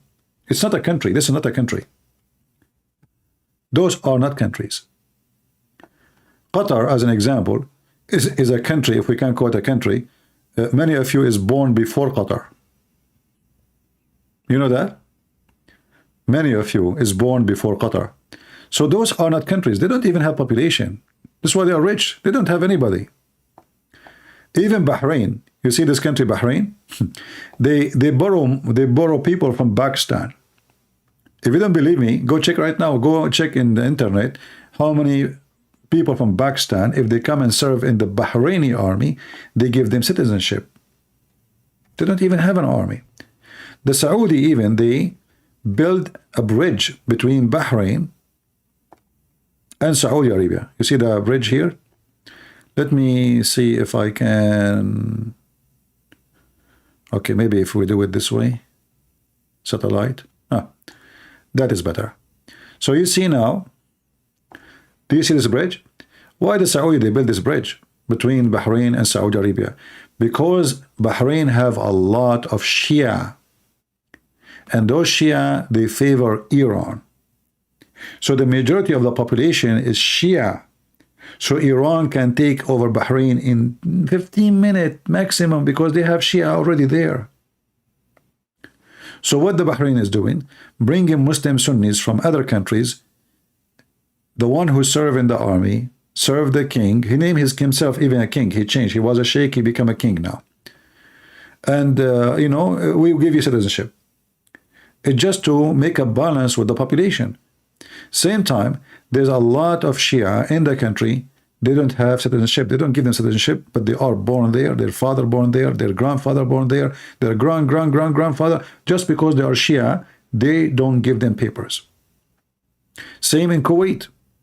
Same in Emirates. So they build this bridge in order to solve the problem that Iran is going to eat them alive. And now it's called the Kingdom of Bahrain. But this is not a kingdom. A farm in Texas is bigger than this. What kingdom? Even the king of Bahrain, he married his daughter to the, I think, one of the sons of King Fahd before. It just, you know, they are desperate trying to hold before the Iranian will eat them alive. So the whole situation, Iran is the biggest problem for those people. It's not, you see now, like you see the Muslims are busy, Israel, just wait when the war, you know, actually the only reason Iran and the rest of the Muslims are not at war is the stupid American. It is the stupid American. If I want to go and tell you what American did to themselves, you want to believe it. As an example, when Saddam Hussein, he invaded Kuwait, who is the one jump? American. Otherwise, until now, those Muslims are killing each other. You took Kuwait, you took Iraq. They will forget about Israel. Saddam Hussein was planning to invade Saudi Arabia. So imagine if the stupid American, they did not put their nose in the middle. Until now, they will be fighting each other and the whole world is in comfort zone. They cannot go in peace. They cannot live in peace. They have to fight somebody. If you look at the map right now, which country you see in the map which is Islamic, they don't have a war? Just name one. None. Even Emirates right now is involved in the war in Yemen. Saudi Arabia involved in the war of Yemen. Libya has a war. Algeria have a war with Libya. Algeria have a war with Morocco. Morocco have a war with the people of the desert. I mean, Turkey have a war with Syria. Turkey have a war with the Kurdish. Azerbaijan, they have a war with the Armenian. Afghanistan, they have a war with Afghanistan. Afghanistan have a war with the Pakistan. Pakistan have a war with Pakistan. Pakistan have a war with India. Iran have a war with the Arab. Who's left?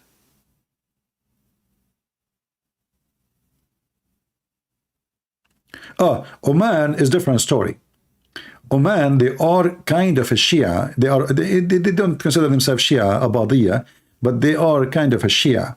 And those people, they have a different lifestyle from the rest of the Muslims. They don't put their nose anywhere. So their policy is, we are zero problem. So Oman is a friend to Iran. Oman is a friend to Israel. Oman is a friend to Syria. Oman is a friend to Saudi Arabia. Oman is a friend to everybody. So you can say that the only one is smart. They are different. We have to admit that Oman are the only Arab, if we can call them Arab, who they are problem-free. They don't put their nose anywhere. They don't care. You boycott Iran, I will shake hands with Iran. You boycott Syria, I shake hands with Syria. You boycott Saudi Arabia, I shake hands with Saudi. So they shake hands with everybody. So they have zero problems. However, that will not guarantee them peace, because, you know, the enemy can change their mind and take you still. They can. But for now, they have zero problem with anybody around them.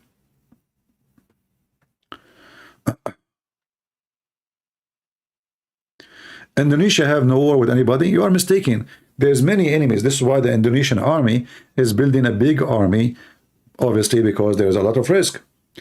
My friend, what do you mean Indonesia don't have a problem? Indonesia have inside problems. Don't you forget what happened even in east of Timor? This is a very divided country, and the Islamist is going to cause the country to collapse and to be divided. There's many ethnic groups. There's many religions. And there's many neighbors who don't like Indonesia, and they fear Indonesia at the same time. So Singapore fear Indonesia. Why? Because they are a small country. But Singapore is a very important country for many countries. Malaysia is the same. So there is many neighbors around. They consider Indonesia like a threat. So it might appear, or in the appearance, that Indonesia is in the honeymoon, but the truth is not. That's not true.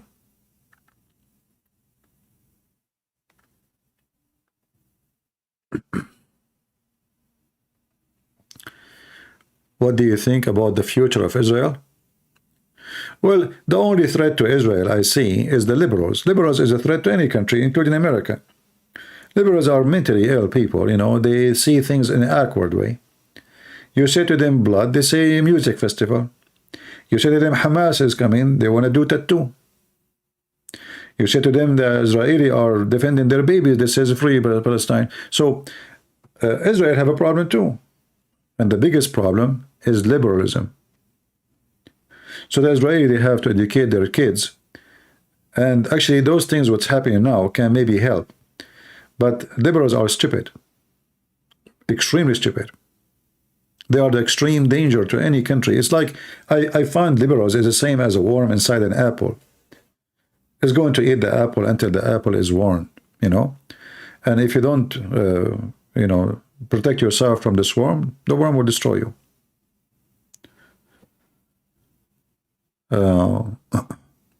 I'm just giving you my, you know, my pure opinion. I don't care really what people say. As you know, I say things as it is. People like it, don't like it, who care? Right?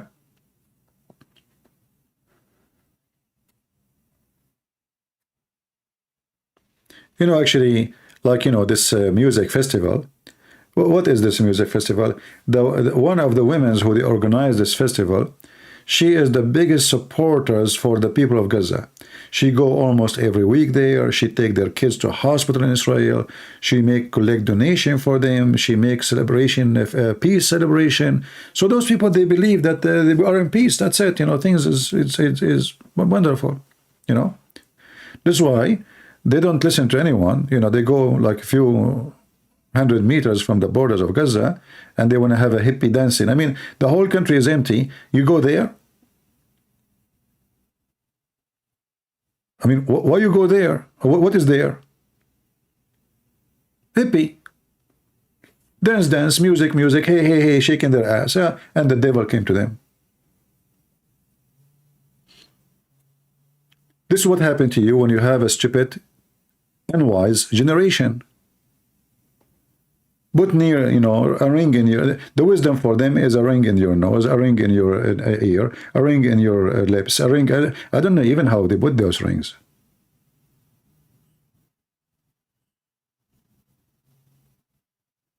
Tattoo here, tattoo there. Drink beer. Run the music all night, shake it, and then Hamas came to us by the morning. They spent the whole night dancing. The whole night.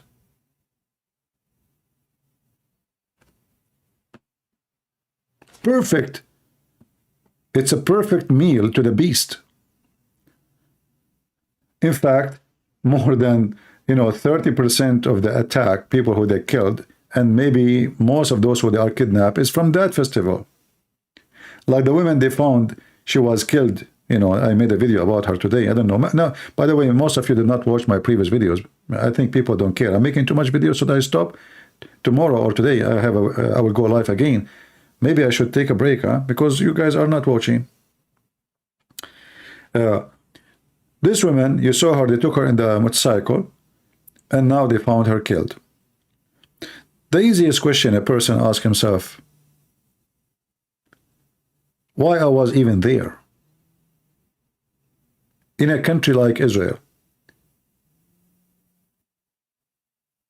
Did you lose your mind?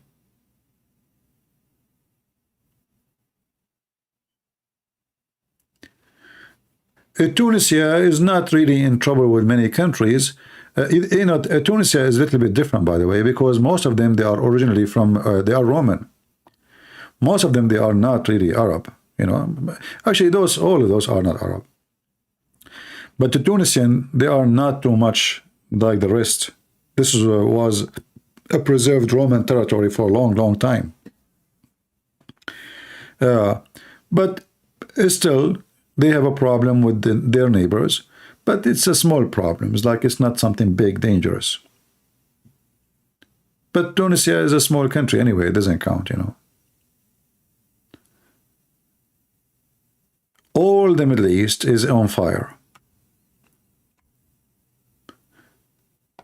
And war can erupt anytime. And actually there is a big problem. We did not speak about it. Water. The biggest problem in the Middle East is water. Like, do you know that Saudi Arabia have 0 rivers? They got 0 river. 0. So, and even those who have rivers, they are drying out. Like Iraq and Syria, they have a few rivers coming from the borders, which is their own land, but now it is a part of Turkey. So this is what Turkey did. Stole the land, which is green, and have more water, and they built dams on them. And now those rivers, like Euphrates, I'm sure you heard of Euphrates, it's mentioned in the Bible, is drying out. It's not totally dry. The river itself is not dry, but the dams the Turkish are building in the top of the river is drying the Euphrates, going to Iraq and going to Syria. So all those countries, which even Muhammad he mentioned, Sayhun wa Jayhun, etc., those rivers, they are not exist no more. There's no water. So this area is struggling with water. If you go right now and search for drought in Iraq, you will not believe it. It's really dead. The country is dead. Same in Syria, big problem. Same in Jordan, big problem. Even Turkey is struggling. And the funny is that Israel, which has nothing really to do with water, is importing water to Jordan. I mean, those Israeli are really something. They took Israel as a desert. By the way, the original land was not the desert. But those Arab, they grow their goats, their sheep, they eat everything in their way. They don't care about eating tree, destroying the habitat. No, they don't care. So they don't let their animals go, in the field and eat anything in the way. So no trees will grow ever, no grass will grow ever, no bushes will be there. The Israeli came, and the Israeli were able to transform that desert into heaven. They created a very high-tech technology to preserve water, how they spend water, how they collect water. And then they were able, from a country have almost no water, to a country is flourishing, and now they sell a lot of vegetables and fruits around the world. Israeli are very well known in that. Actually, even in Saudi Arabia, in the time of the filthy Muhammad, you remember Muhammad was in Yathrib, which is a city now is called Al-Medina. This is a city owned by the Jews. It's Jews to be a Jewish land. Hey, free Al-Medina, give it to the Jews back. They were the only one able to turn this area into a green area.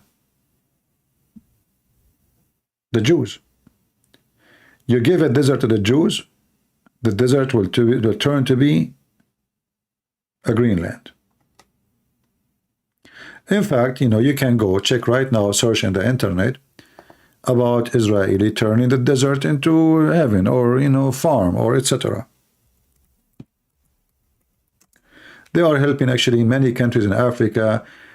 Actually, many of those who they are captured now, the foreigners, they are coming for agricultural training from many countries.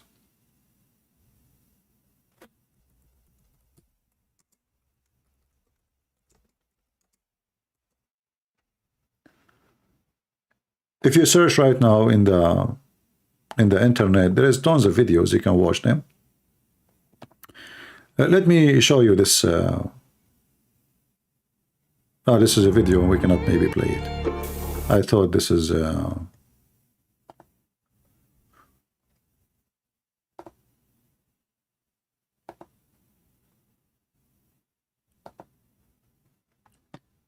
But anyway, if you go and search in the internet, you will find, amazing things about the Israeli able to do. You give the same land to the Arab, they will destroy it. Like now, if the Israeli made this land a heaven, and now they will have trees, you give it to the Arab, I guarantee you, 6 months after, the desert will go back desert.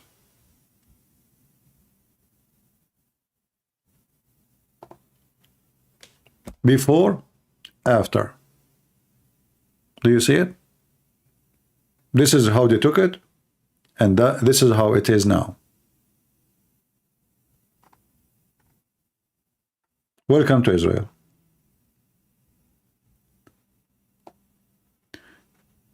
So the Arab, or all those countries, including even Egypt, like now the Ethiopian, they built a dam over their rivers, and that is causing big threat and fear in Egypt. So all those countries, they have a big problem, and the other war is about water. This is now let us say the hidden reason for war in the future, in the very soon future. No water, And temperature in Iraq is scary. Temperature is increasing. Temperature in Saudi Arabia is hell. And there is no water. You see, if you have water, I prefer to have water over oil. Saudi Arabia right now, they spend a lot of money to make a fresh water from the sea, but still doesn't taste good, it's not healthy, and it's not good. It's going to cost a lot of money. Actually, water there is more expensive than gas. So you might think that they are lucky because they have oil and they have gas, but I say to you, they are not. Like you will hear somebody saying, Saudi Arabia turned the desert into Greenland. That's just garbage, because you cannot fight the nature. The Israeli, when they were able to turn the desert, this is not even a true desert. They call it in Arabic al-Badiya. Al-Badiya is the stage for the desert. The desert is a different story. What you have in Saudi Arabia is a desert.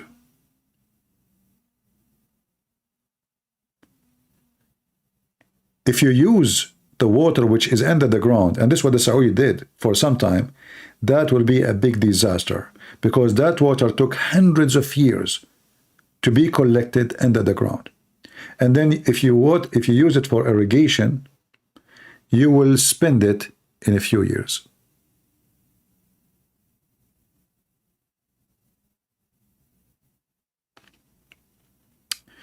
Somebody asking me about which verse in the Quran. My friend, it's called, you are asking me about An-Nahl. So what is the chapter in the Quran?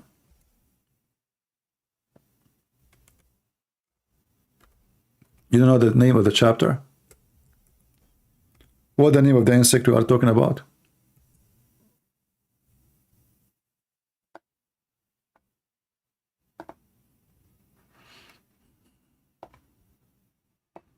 Nahl. Nahl mean bees. So this is the name of the chapter.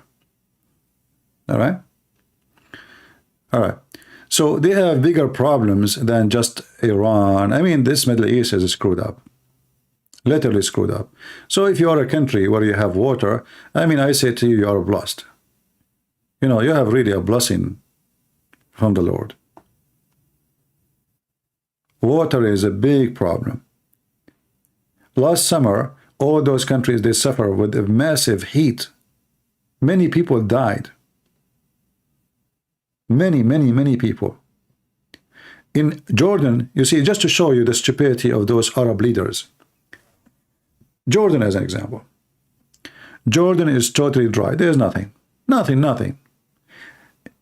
If you go check right now in any city in Jordan, you will find that there's a 1 day or 2 days a week they deliver water to houses, which means the city, they cut your water from your home most of the week. To the point, if you do poo-poo, excuse me, you cannot flush your poo-poo. You cannot. You don't have water.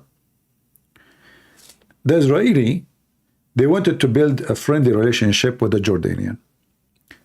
So they said to them, listen, Abdul, listen, we can do something good for us and for you. What Jack Shalom want from us, the Muslim, they said to themselves. So the Jews, they said to them, listen, the Black Sea is drying out. There's no water in the dry sea. It became a small tiny lake, and every year is shrinking.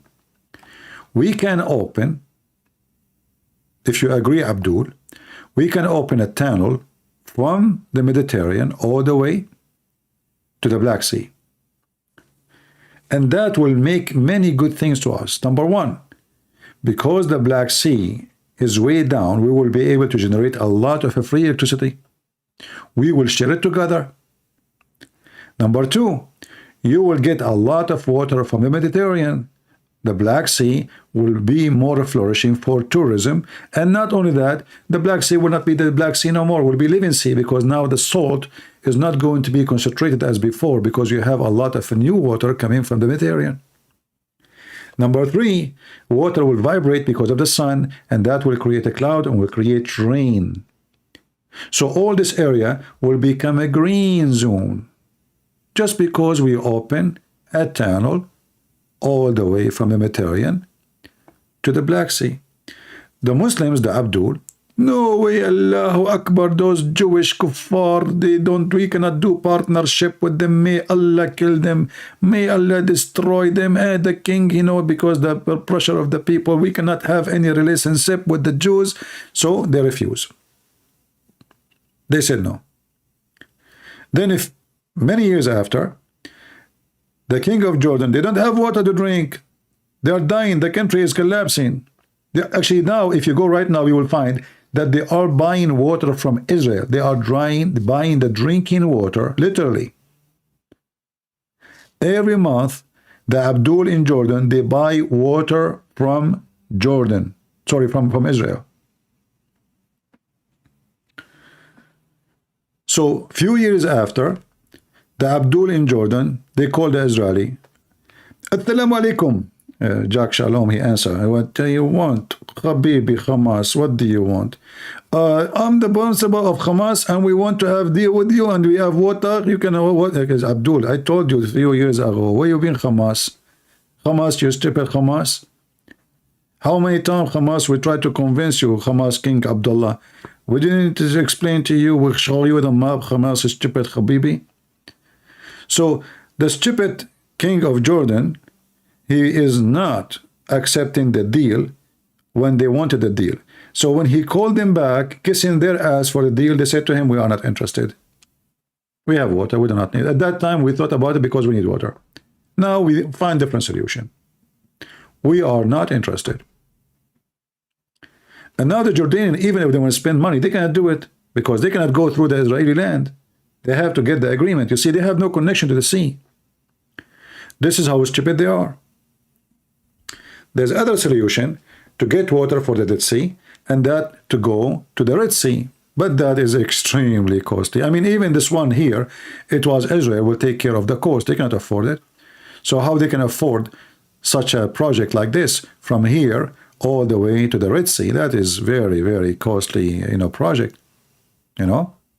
Extremely costly. You have to make a tunnel all the way here, which is mission impossible.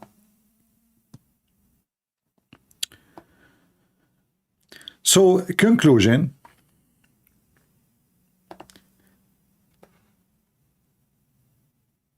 Israel will be flourishing as long as the Israelis love their land and as long they have low number of liberals. The bigger number of the liberals, Israel will be screwed. So this is my warning to the Israeli. If you want to have a successful future, you have to have children who love their land, love their country, and they are not hippies. The more hippies you have, the more you will have people saying free Palestine because they are hippie, stupid. So you have to fight against liberalism in your country, the same as us in USA and in the other countries. We have to fight against liberalism because liberalism is the biggest dangerous ever you can imagine. I never met one person he is liberal, is not stupid. I was in, I think I was in Romania. I was taking the bus to go in the borders, and there was a guy sitting next to me. We were waiting for the bus. So he asked me, where are you from? I said, from USA. He said, oh, you have a Trump, he's racist. I said, why Trump is racist? What do you know about him? He said he banned Muslims. And he banned, he want to close the border, he want to build a wall. I said, where are you from? He said, I'm from Italy. I said, okay, listen, Bambino. If I go to your country and I don't have a visa, what the police will do to me? He said, oh, they will arrest you. I said, well, so why you stupid you saying that Trump is racist if you do the same thing in your country? He said, what? He said, you just told me if I don't have a visa in Italy, police will arrest me. And I said, yeah. I said, okay. Well, in my country, if you idiot enter my country without a visa, shouldn't the police arrest you too? He said, why you are calling me idiot? He said, because you're an idiot. You just called Trump racist for doing something you yourself you do. The guy, he started, he kept a distance. It's like a bank, So he pushed himself. He got scared. He thought I'm going to hit him or something because I'm getting excited. I said, don't worry, I'm talking to you. He said, just, getting so, cool down. I said, why you say he is racist? He said, okay, he's not racist. I said, no, don't say it to me because you're afraid. Let us talk. Idiot. Trump is a racist. Why? Because he want to build the wall. Look, what the heck with you? What does this have to do with racism? If somebody want to secure the borders of his country, they are smuggling drugs, cartel, human trafficking, what does this have to do? That's it. They framed the guy. They made him racist. He hate Muslims. He hate black people. He hate Mexican. He hate everybody. Liberal. Bully. They are bully, The liberals and the Muslims are the same. They bully you. In order to win an argument, they cannot win it by debating you. They win it by bullying you and framing you and making you or painting you like they paint you. Like, what is the color we should fit? He is a blonde. We make him KKK.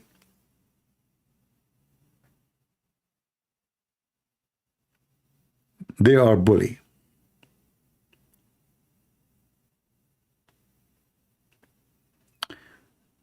Google Translation says don't poop honey.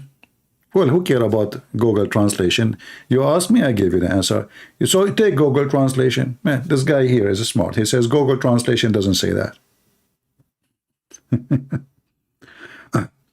You know, do you have a brain? It says that the bees, they eat honey or they eat fruits. So they eat a fruit, and what comes from their belly? Honey. So what is that? Boobs. Do you need even Google Translation? Use the one in the Muslim website. What they eat a fruit. They don't eat honey. The Quran doesn't say they eat honey. They say they eat fruits, and then liquid comes from their bellies. That is their poop. When you eat, where the food goes, I will give you 3 options. The food comes from your nose, from your toes, or from your anus. Choose one. So the bees, they eat fruits where the food which came inside come from. You'll find the answer. Take your time. Anyway, we don't have too many people today. We have 1,600. Hey guys, where are you from? If you don't mind, tell me which country you're from, if you like to say. I want to see in this time on the day. It is 1:45 a.m. in the morning here. I don't know. Should I go live later? You know, 4 p.m. I don't know. I will see if I can do it. I will try. But I'm assuming that most of you is coming, you know, from East, maybe India, Indonesia, Australia. You are from USA? Ah, you must be from California then. Oh, it's very late. Sweden, all right, Malaysia, oof, international, Romania. Okay. Philippines. I ask which country you are from. You say to me Riverside, California. Is that a country? Well, welcome to California. There, you know, every community is a country by itself. Africa, Virginia, Philippine Island, Vancouver, Ohio, South Africa, Cape Town, left coast, Kuwait. All right. Okay. Even Japan we have here. Wonderful. Well, I'm glad to have you. South Africa, yeah, France, Germany, wonderful. I don't know if you like what we do here, you know, in other channels they, you know, like they bring you, they do interview, 2 people talking. I don't do those things. I don't even find it. I find it boring. I don't know. For me, it's boring to invite somebody. I find having somebody like as a guest in my program as a kind of a burden, because I fear what he can say. Sometimes you invite people and they say stupid things. I can accept a person who is my guest to say stupid things only if he is Abdul, because this is the whole purpose of this call, to hear how stupid he is. But I cannot accept someone, supposedly he is not Abdul, say stupid things. So I fear stupid ones to be with me as a guest. Ivory Coast, welcome, my friend. Soweto? I never heard of this country. Is that in Africa? Soweto? It sounds like in Africa. All right. You see, we hear here name of countries we never heard before. Service, Ostrich. I never heard of this before. I don't know this. You see, it doesn't matter how much you know. You are still you will be ignorant. Even names of countries we cannot recognize them. You know, because maybe they are small, or you know, or they are not troublemakers. You can be heard of even if you are nothing. If you are a terrorist, everybody will hear about you. Prindevan? Where is Prindevan? I'm hearing and I'm seeing names of countries I never heard of before. Kazakhstan, welcome Kazakhstan.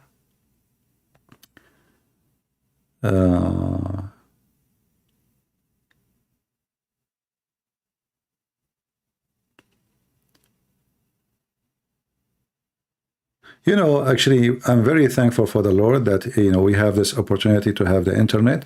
Not long time ago, this is impossible. I am sitting in my home and you guys around the world, and we can hear our, you know, each other, and we can communicate so fast, so easy. That is a blessing, really a blessing. Internet made a big revolution in everything, bad things and good things at the same time. But you know, as everything in life, bad things is good things. You know, like you know, like volcano explosion is bad. It can kill a lot of people, can kill animals, can destroy. But then you will find that the volcano, the same very much volcano, would destroy everything around it, create a heaven around it. So sometime, as usual, the same tool can be very useful, can be very harmful. So now we have like a prostitution became a web camera prostitution. I don't know if this is better than the normal prostitution or not, but maybe at least this is what spread AIDS and diseases. You know, it's just a virtual thing. Still, it's bad. And then you will find a lot of human trafficking, scamming, deceiving, manipulating, you know, internet theft, internet crimes, blackmailing.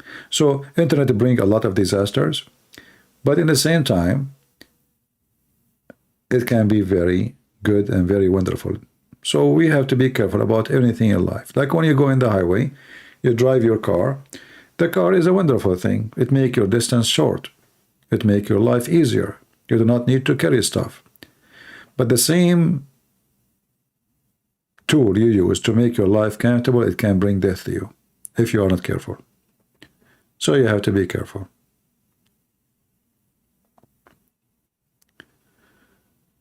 All right. Anyone have a question about the Middle East and what we said? So, you know, as you see, those stupid ones always, they lose opportunity. Israel, each time they try to, you know, reach out to them, have a peace with them, they reject. You know, the problem with the Arab, and as you know, I am from the Middle East, from those Arab countries, we are very proud. Very, very proud. But about what, I don't know. I never met an Arab person is not so proud. But I see them the same as a balloon, full of fart. The second you put a needle in the balloon, you've got nothing but fart. They are proud about everything they don't have.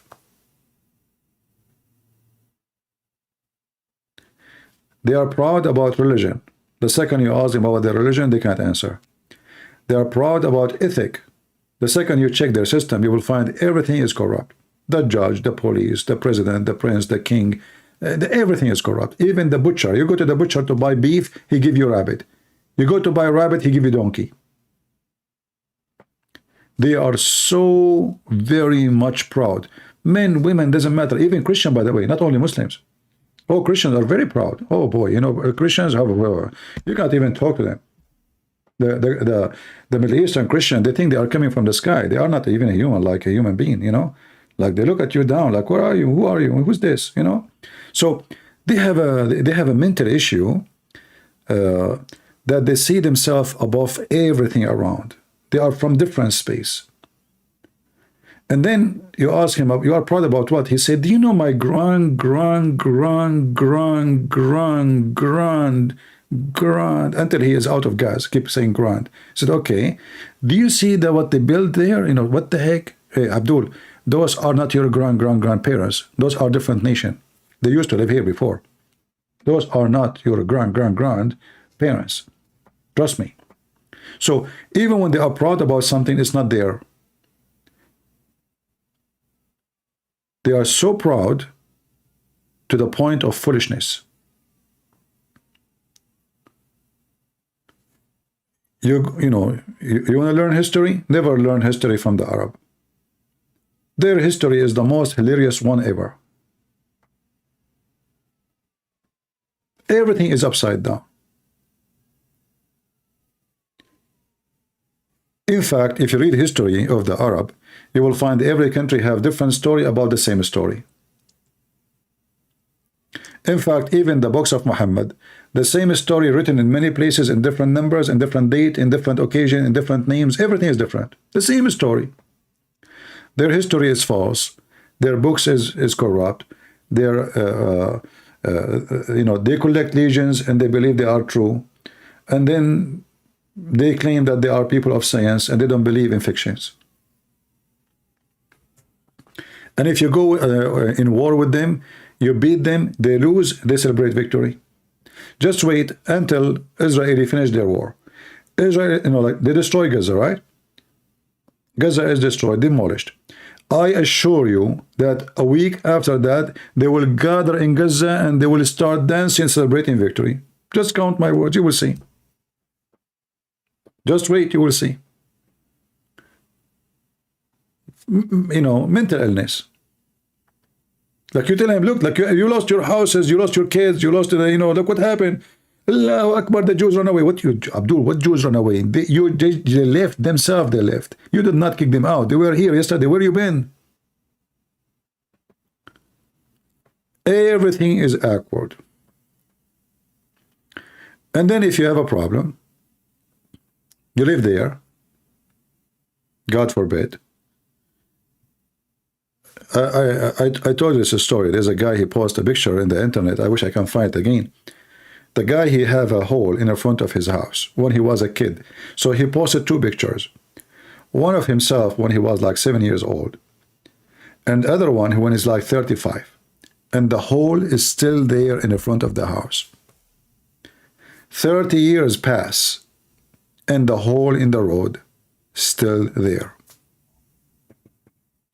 You call the city. Assalamu alaikum wa alaikum assalam. Who is talking? Can you give me your name? My name is Muhammad bin Hassan bin Ali Ahmad Muhammad Hassan al-Faddul. Okay. What is your problem, akhi? We have a hole. May Allah excuse me, bless you. I mean, a hole in the street, not in you. And this hole is there for many years. So when you, the city, will come and fix the hole. Assalamu alaikum again. I did not hear you. What hole? Okay. We have a hole in the street. And this hole is there for many, many years. And we called you before many times. Listen, brother, I was not here. I just got my job 5 years ago. So you did not talk to me.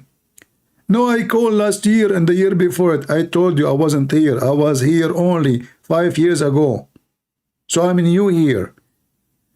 Okay, I remember I talked to you. Isn't your name is Ahmad? My friend, everybody in the department, his name is Ahmad. It's not me.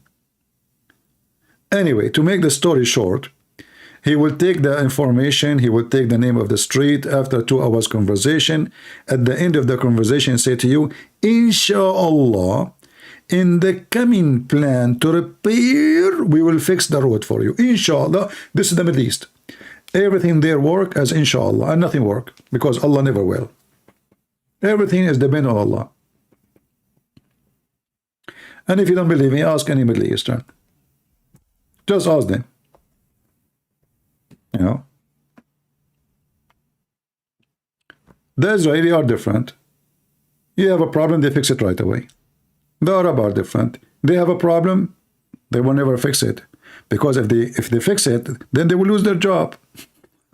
What is my job then?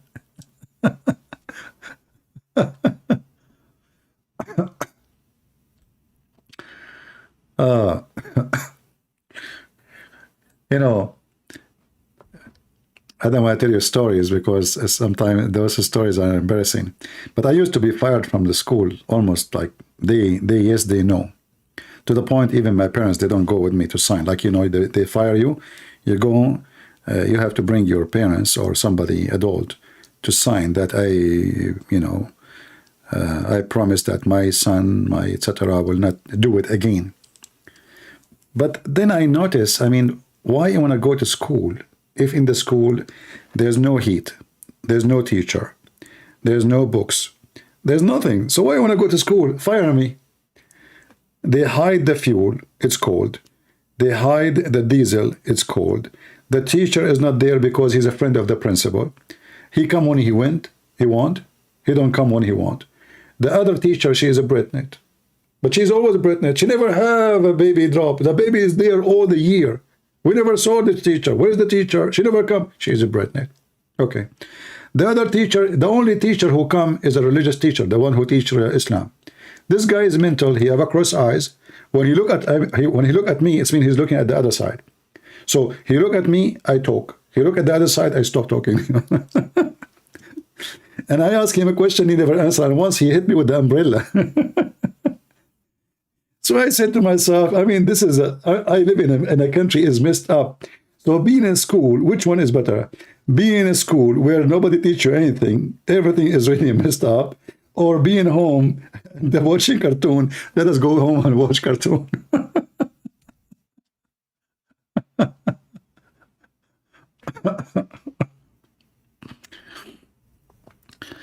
Oh boy. Yeah, the most funny teacher, it was the Islamic teacher. Unbelievable, you know. This guy was something. You know, each time he come, he says to me, what is your religion? I say Christian. He say, oh, okay. So why you are asking me about Islam? I say, I'm thinking to convert. He said, okay, convert. I said, but the answer you gave me is not a good answer. And then he says, okay, sit down, sit down, sit down. Then after 10 minutes after, he asked me, what's your religion?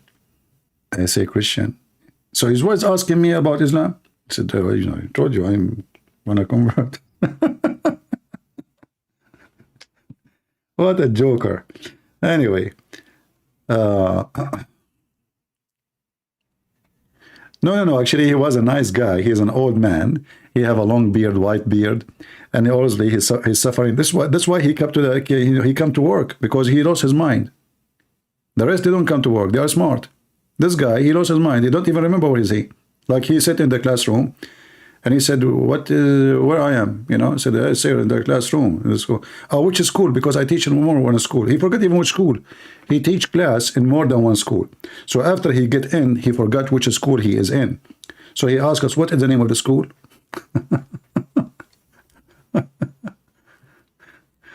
Yeah. So this is why the Middle East is very successful. You know, it's very successful. Extreme, everything is it's a success land. Can I ask you a question, please? Yeah, okay, go ahead, Vicky. I like polite people, you know. Vicky, don't go to the Middle East. You will not live, you will not survive there. Like, can I ask you a question, please? They will never answer you. Just hit the question.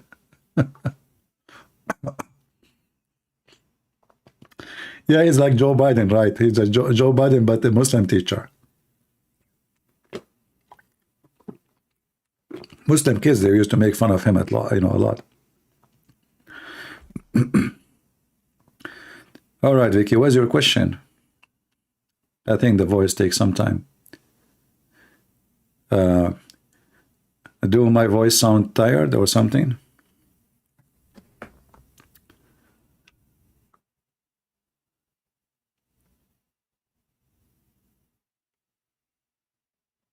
Who is the Mahdi? Well, the Mahdi supposedly is an Islamic figure who will appear one day before the Messiah. You know, Muhammad, he told them that there is 12 Imams will come after me.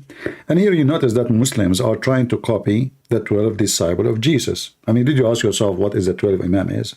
Why 12? So Jesus have a 12 Imam. Have 12 disciples. Muhammad, he wanted to have 12 disciples. So he prophesied about them to come. Simply Muhammad trying to make himself Jesus. And this Mahdi, you will notice that he is like a person. His story is copying the story of Jesus. So he's a holy person.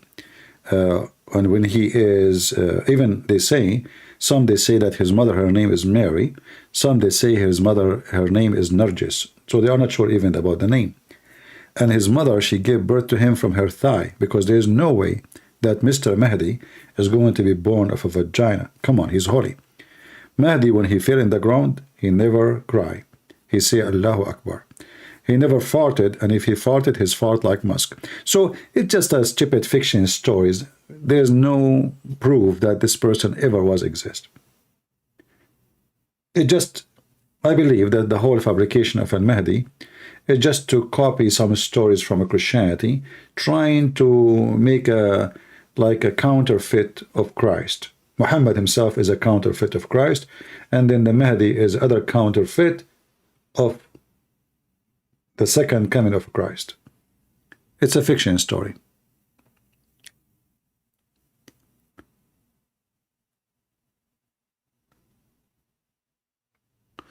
Why have a lot of Iran support? I did not see your comment. Let me see. Why have a lot Iran support Israel? You mean Iranian? Eve at school? I don't know what they might mean by Eve, but I think what you are saying, that Iranian, they support Israel. Well, you know, the Israeli, they get involved a lot with Iran, and they target many targets inside Iran, as you know, and they're supporting the opposition. So in the future, if the Islamic regime in Iran collapse, Iran will become a good friend to Israel. And actually, I believe that Iranian, they will come in a massive number to Christianity, but you have to get rid of the Shia regime first.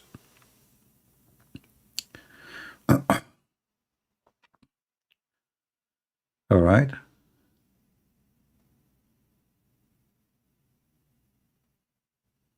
Yeah, there's a lot of stories in Islam. You will find many of them. Actually, even the story of Muhammad, most of it is, you know, Muhammad is trying to copy the Bible, you know, like Muhammad when he claimed about, or the Muslim, they claim that Muhammad when he went to the cave, and then there's a spider story, like, you know, spider made a whip. This is a story you find it in the Old Testament, you know, like with little details, you know, or, you know, sorry, it come like in the tradition too, the Jewish tradition. So most of the story is copy of somebody else. As an example, you will find that Muslims, they start making stories about Muhammad making miracles, but none of them is in the Quran. So you will find tons of stories, hundreds of stories about miracles, but the Quran have 0 of them. Obviously, most of those stories are fabricated even long after Muhammad. It's not Muhammad who said them. Mostly it is the Muslims who fabricate stories in order to make people believe. You know, like in a you know, one generation is not educated, any story is accepted. Like we have here, I saw somebody saying he's from Romania. If you've been in Romania, you will find that there's a lot of people until now, in the year 2023, there's people believe in superstition and voodoo and magic and etc. But all of this have a root. The root go back to the time of ignorance when people, they believe anything. So even now they become a Christians, their sons, they have education, they have degrees. Even I met people who have a PhD and still they believe in the voodoo. And they believe that somebody can control them by doing magic on them.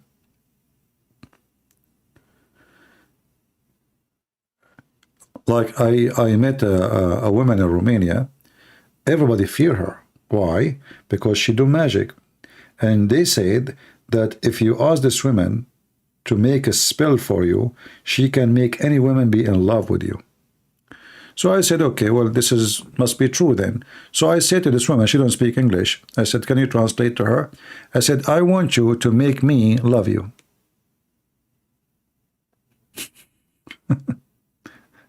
As long as you can do that, can you make me feel in love with you? They told her, she said, no. I said, why not? Don't worry, don't marry me. You make me love you. You don't have to marry me. I want to see how your magic work. Make me love you. As long as you can make people, you know, do that. So, do it to me. And then she wanna go, and she said, I cannot do it to you, I can do it to others. So why others? I know, I don't want to. She said, I hate this girl there, I can make you like. I said, no, you. I want you know, to make me love you. I will pay you, you know. Yeah, they're fool people, and people, they believe anything, you know. And the funny is, they are educated, they have PhD, they have degrees, you know, but still they believe in such a garbage, right? Yeah. Still people believe in this garbage. Well, once I was in the Philippines, I was in the beach, and there is a guy, he have a store. He sell voodoo, you know, stuff. So I went inside the store. He have all those toys, and they have needles on them, and all this madness and bones. So I, you know, I said, I have a problem, you know, maybe you can help me. He said, yeah, what? I said, my mother-in-law. He said, you know what? The second you enter the store, I felt, I know it. I was going to tell you actually that you have a problem with your mother-in-law. I have a solution. I said, really? And then he started explaining to me. He said, the second you enter the store, I was able to read your mind. Your mother-in-law, she is causing you a problem with your marriage. So the guy started explaining to me what this toy would do, how I can use it. And then I said to him, you know, but I forgot to tell you, I'm not even married.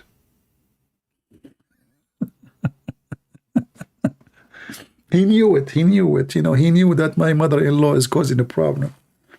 He knew it, you know, and he read my mind. The second I entered the store, he was going to tell me actually.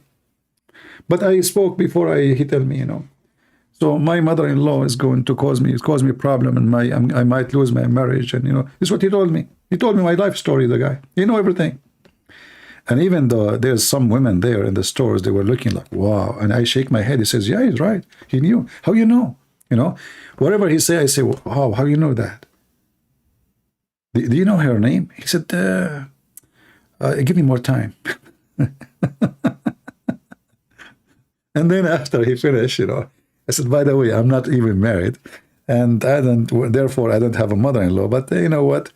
I think you are not scamming people. I can tell. I mean, you must be truthful. And this store is really good business. Those women, they're left.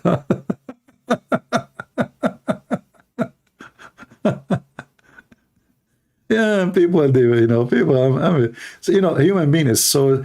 You know, you go in most of Asian countries, you will find women who they read your future. They call them future teller, right? So they have those like small, what they call them? Like a small cabinet in the street, you know? In the street, they put them even in the street. And they have, I don't know what language, I can't even read it. But you can tell that's what they do, because there's a customer in front of them and their hand is open. And so, you know, the first question you ask yourself, if those people, they can tell you the future, what about they go, instead of this garbage job, go and buy the lotto, which is going to win. As long as you know the future. You know, they are fortune teller. What about they read their fortune? And they get the fortune. What about you go and find the number of the lotto? Like get the big one. One deal. And you will be rich for the rest of your life. So they fool those people. You know, people believe anything. You know, the woman, she go inside. What a young woman she have. You are thinking about a man. Yeah, true. But he is, by the way, his heart is busy with someone else. Oh my Allah. Really? Yeah. Do you have a friend? She have a black hair? Oh, all my friends, they have a black hair. Actually, all my country, the girls have a black hair. Yeah, I just noticed. Anyway, one of your friends, she have a black hair. I think she have her eyes on your guy. Oh, she must be Susie. Oh, Susie. In fact, you are right. Her first letter in her name is Susie. So anyway, you know, they fool those people and then they make good money and then everybody go home, everybody. So the woman now, she is thinking about her friend, she's going to betray her, and the one who is going to marry her, who will not marry her, but the woman who is sitting there taking the money, buying baklava, and the stupid woman who came to the store, she, you know, got busted with the stupidity. All those, always, you know, always the foolish, he have a place, and there's somebody who will use your foolishness. Thank you, Shushani. All right.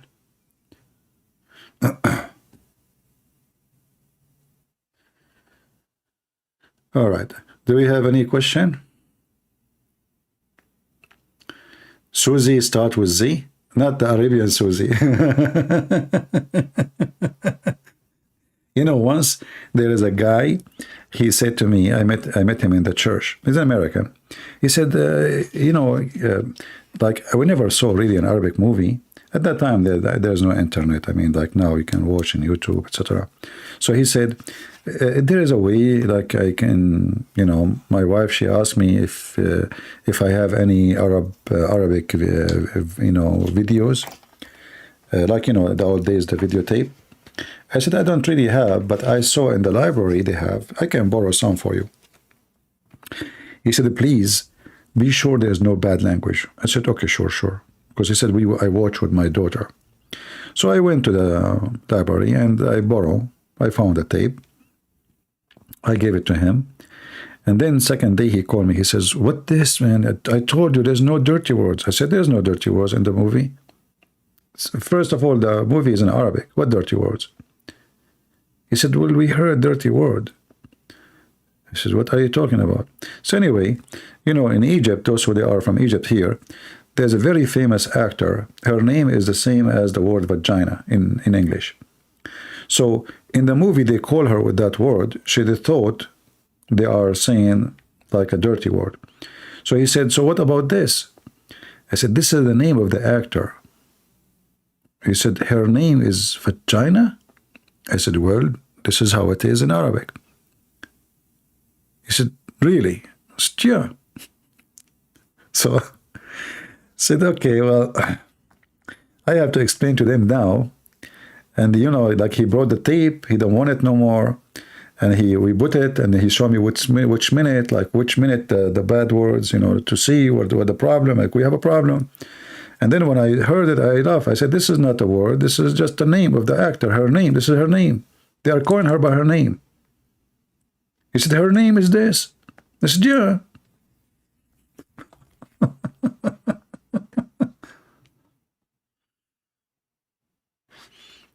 Do Arabic Christians understand the weakness of the Quran? Yeah, most of them, they do.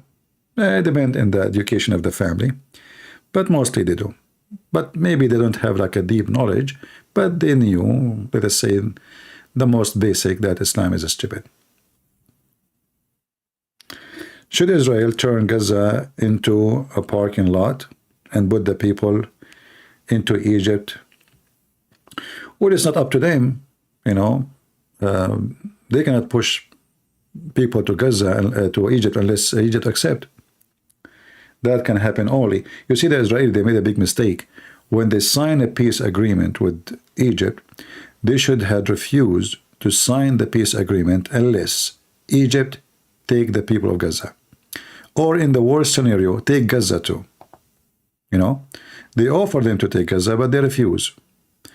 So the Israelis, they made a big mistake. If this territory right now is part of Egypt, without pushing any people there, then there's no problem, because then the Egyptian government, they will be responsible for keeping the security.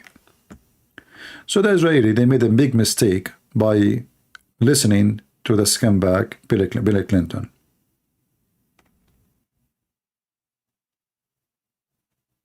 All right? I hope I answered you.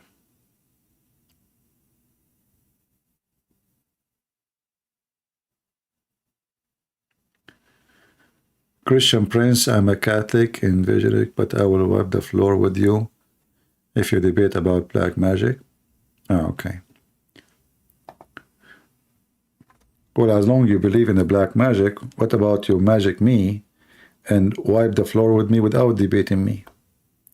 All your magic is only work with the debate. Aren't you a person who believes in magic? Use your magic. Show us what you can do. By the way, as long as you believe in magic and you can do magic and you can wipe the floor, can you use your magic to wipe the floor with Gaza now and do something about it? Are you the guy who wiped the dishes of his wife by his magic? You must be the smartest in your family.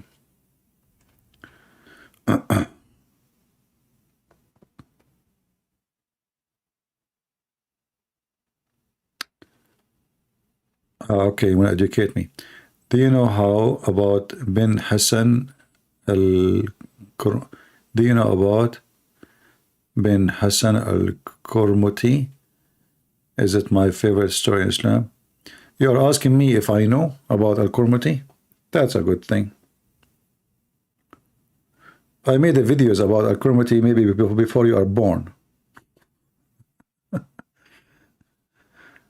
All right.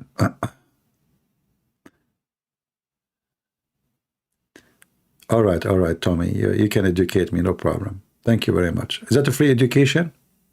Because usually I like to get a free education from the Democratic Party. There's a woman there, her name is Kamala Harris.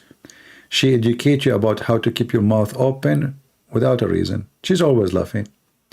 And I think this is the best education. It releases your stress, including diarrhea and farting and gas. All right.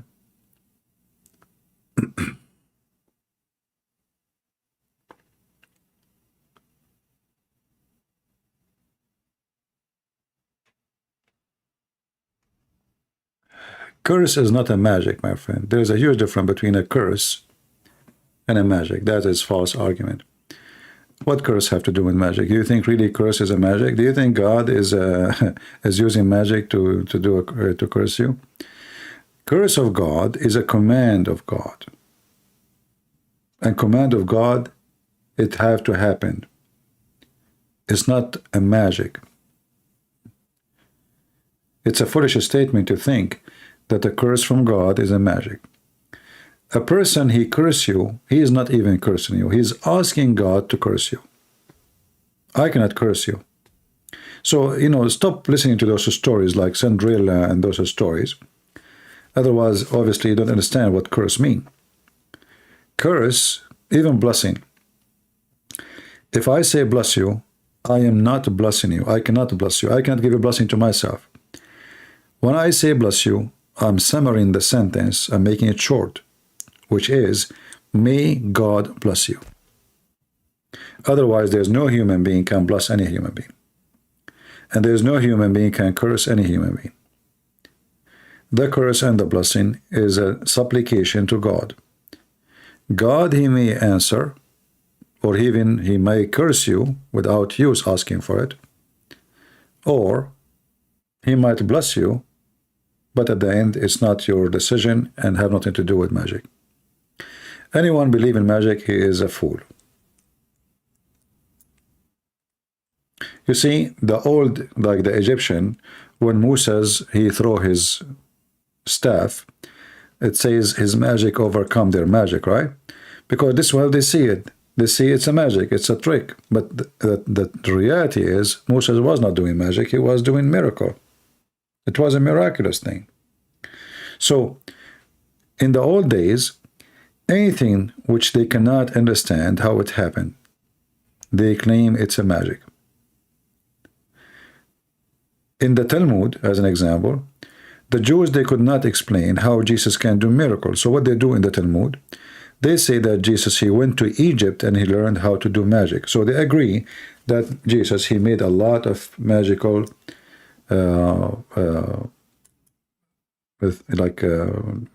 which is a miracle, but for them it's a magical act.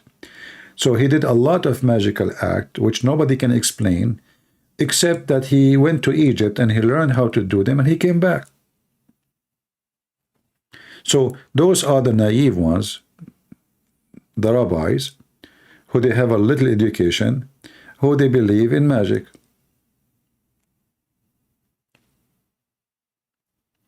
I think magic is a science. Well, you can say so if you believe that this science is about how to trick people. Magic is not a science.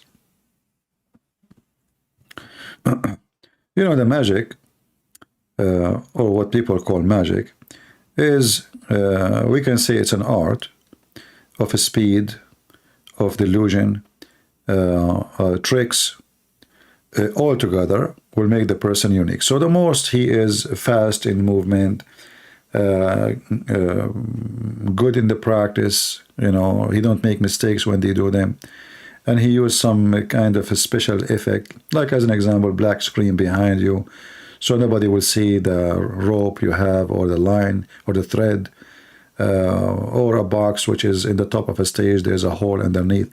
All of those is just, you call them magic, but in reality they are not. Or a man cutting a woman 2 pieces in the front of you, he put her, he highlight, you know, he make her go above the table, right? Right.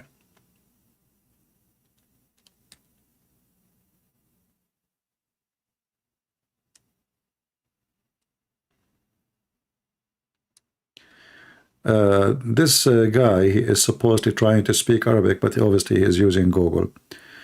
Gabble, I don't know. I mean, your Arabic is so stupid. Yeah,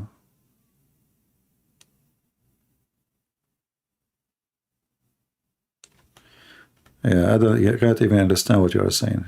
What I understand, you are saying you are a dog. Nice to meet you.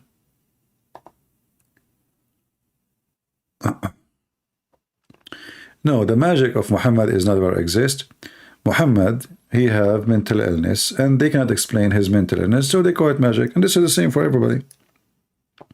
If somebody, like normally he act normal, he's not, you know, crazy all the time, and there's many diseases like this, and then he starts shaking and he faint and etc. So what they do, they say it's a spell. Somebody put a spell on him because he is normal. He was normal a minute ago, you know.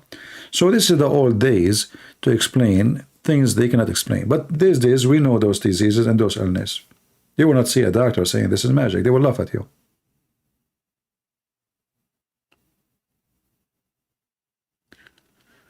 Right?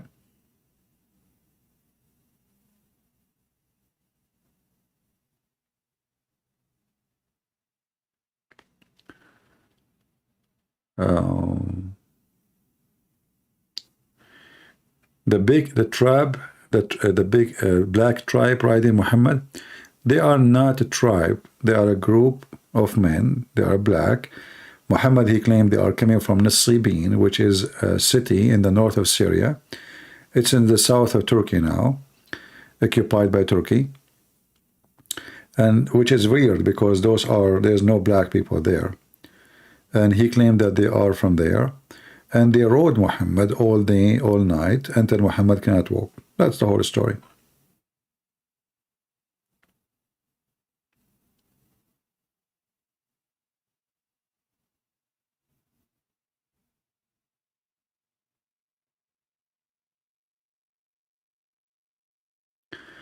I get it. You don't want to be cancelled. What does that mean? I mean, all the things I say, and I'm afraid to be cancelled. Cancelled by who? Who can cancel me? You are saying silly stuff, my friend. What's cancel? I'm cancelled long time ago for them. You know, they don't. Amazon, they hide my books for almost 2 years. We just put them back. YouTube, they stopped me from accepting donation for I don't know how many years, and they just put it back, but I don't want it. I'm not going to accept to. So what are you talking about? You're afraid from being cancelled. You're silly. So all the words I say, and I'm afraid of being cancelled. I speak about homosexuality. I speak about the filthy Muhammad. I speak about everybody. And you are telling me, the little you, I understand you're afraid to be cancelled. What's wrong with people? Are you Catholic? No, I am not Catholic. And I don't care if all those names. All those names, Catholic, Protestant, Orthodox, mean nothing to me. I'm a person who follows Christ, and my book is the Bible. Anything else, I don't care for.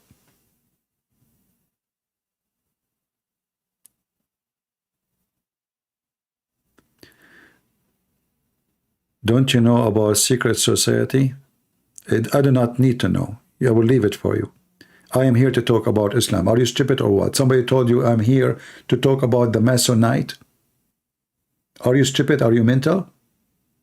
Like somebody showed you the title here is about the Mason and the organization and people wearing masks and they have a sword. What's wrong with people? Where are you coming from?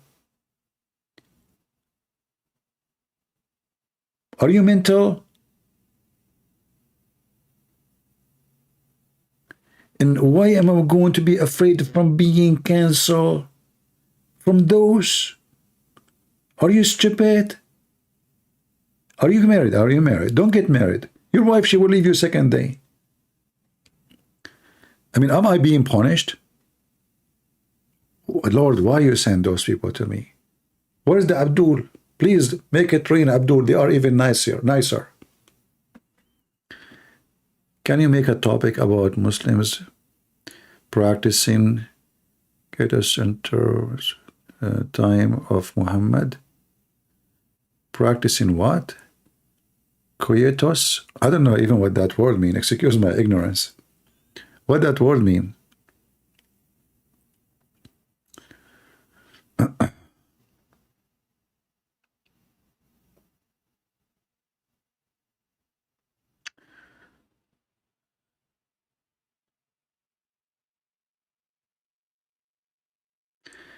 YouTube warned me, due to you, don't support Hamas. What does that mean? Like, are you supporting Hamas? What people say to me here, I don't know. I mean, is it because it's late? Is it because people, they are taking some hashish? So people warn you not to support Hamas because of me? Why? Am I asking you to support Hamas? What's wrong with you? I think, you know, people, they are not using their keyboard. They are using AI, artificial text, and things is messed up. Do you speak any Spanish? Absolutely. Sí, señor. You know, once I went to a Spanish restaurant, and the lady, I point my finger at the wall. They have pictures of food. I don't speak a single Spanish word. She don't speak a single English word. So I said, this one, okay. And then she keeps saying things, and I say, okay, you know, yes, okay, okay. I went to the table, I sat down, and then the guy, he came, and he had a big tray in his head. And he started putting dishes in front of me. What the heck is this? I ordered only one dish. And I said, this is not for me. I ordered only one dish. No, senor? Senor? No, senor. Okay, what the heck? So it turned to be that this woman, she was asking me, do you want this dish too? Do you want this dish too? Do you want that dish? Look at this dish. And I say, okay. I just want to eat. I'm hungry. And then they insist that this is my food. I ordered. I have to pay for it. So my friend, I learned Spanish in a very nice way. The bill was really good.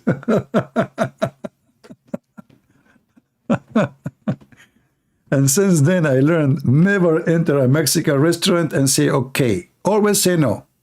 Anything they say, I don't care. You point your finger at the picture, this. They say this, and you say no. No, no, no. Okay? Never say okay. I mean, you should see the tray in his head.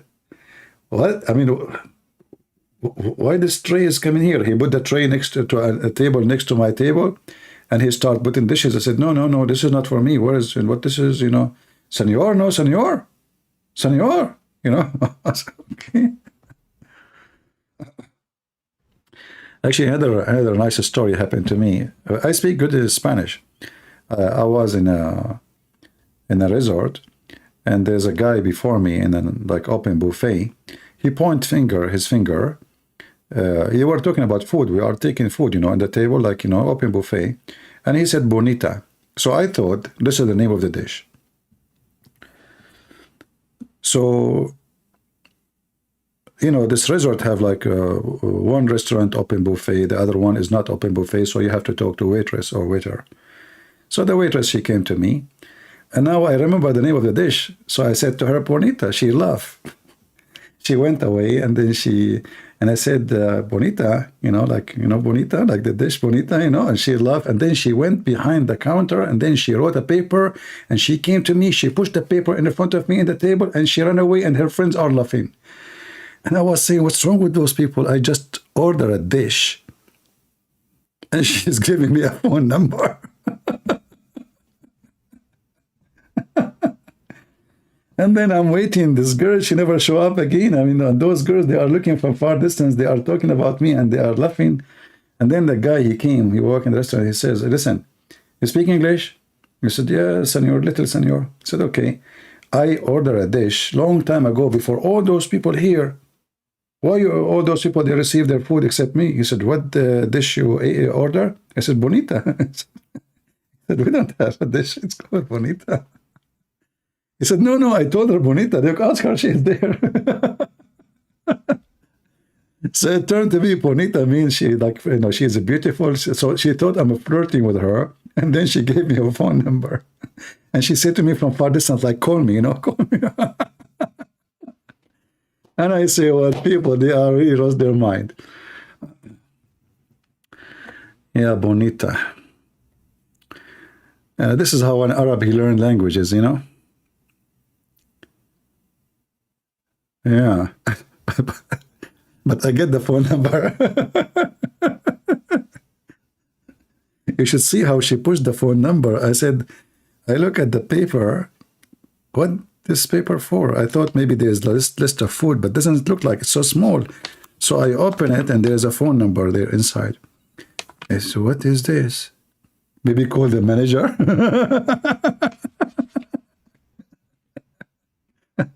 Like maybe call the manager if you have a complaint or something. I don't know what was going on. So I just ordered Bonita. The phone number came to me. Oh, boy.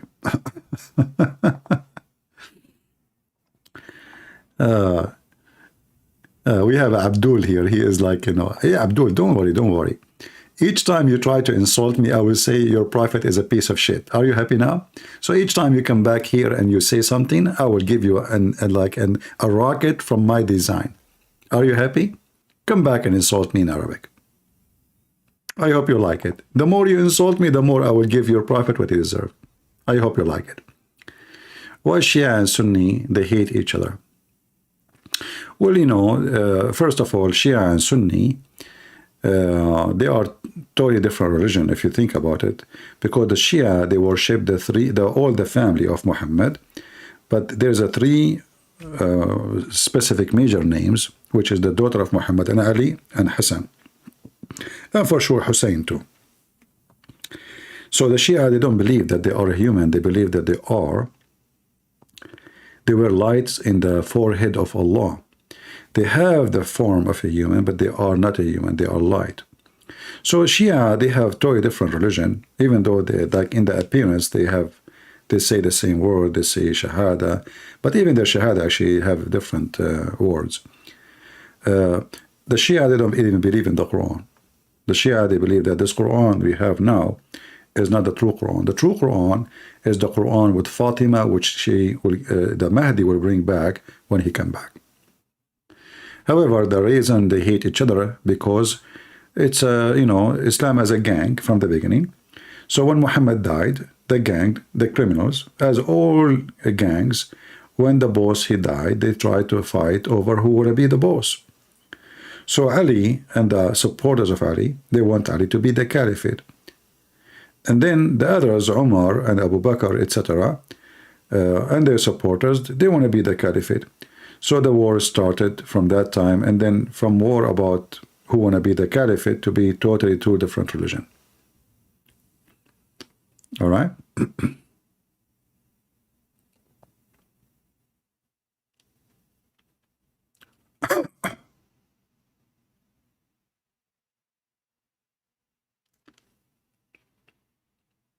All right.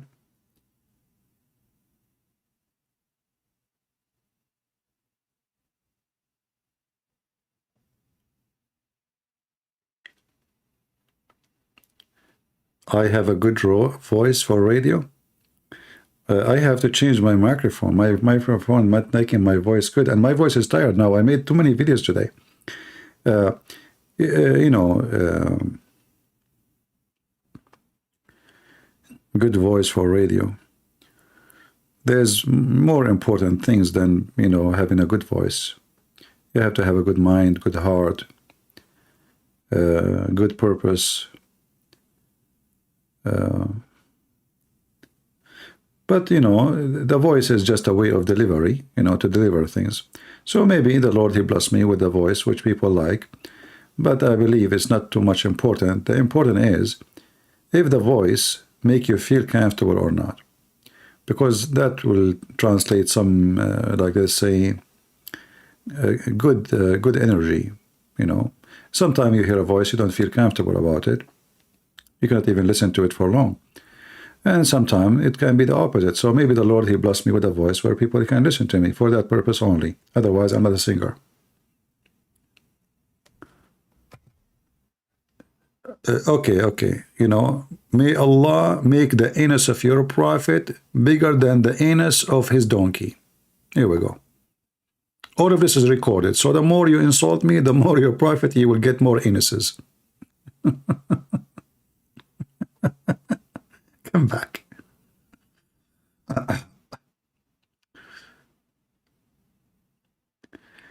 Would you consider a visit to Croatia? I thought about it once, but I think it's expensive, isn't it? I don't know about, I think Croatia is expensive. For me, I prefer to go to countries where are not too much expensive because my budget is small. You know, there are some countries you wish to go to, but they are really, really expensive. My destiny is hellfire. I don't know, Islam is piss. Because your prophet, he says, whoever believes in Jesus, he will be in heaven. So look like your prophet is stupid and you are smarter. I know. As I know, the Quran says, وَمَا مِنْكُمُ إِلَّا وَارِدُهَا, which means not a single of you, Abdul, but he will go to hell. I can show you the verse. Do you want to see it? Yeah. If you're a man, it's in your book.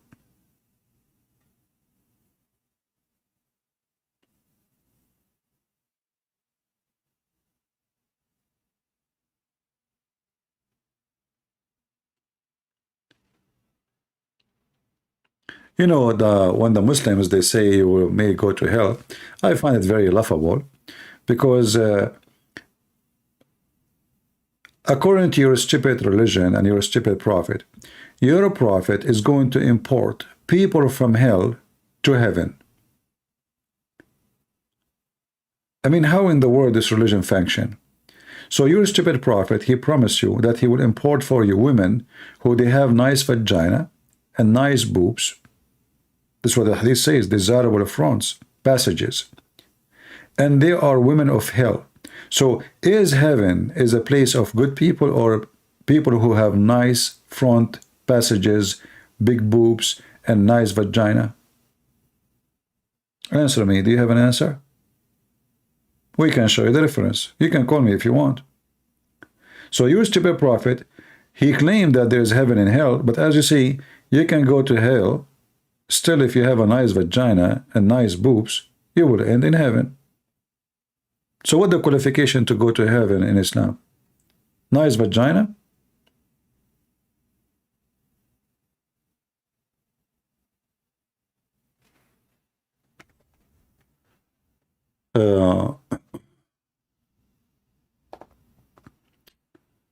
Yeah, it's just a stupid religion, you know, like when you hear a Muslim speaking about that he have a religion, the first thing you ask yourself, is it really a religion or it's just you know, a stupid thing? What those people are talking about? Where is the religion in the religion?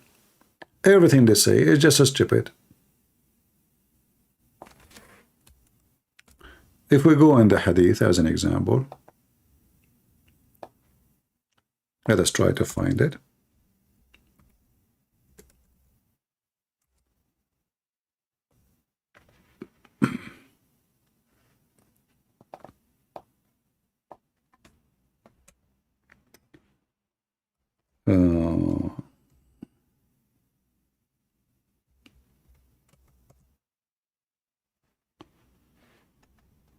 Let us see.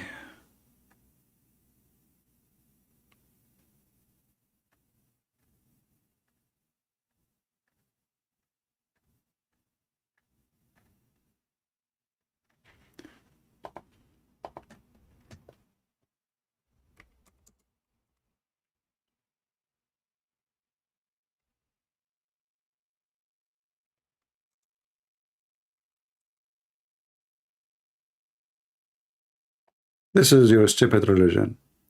And this is why those Hamas, who they have no high school, they go and they kill somebody have a PhD in Israel. The savage, the trashy, the garbage of the earth. This is why they are going to war.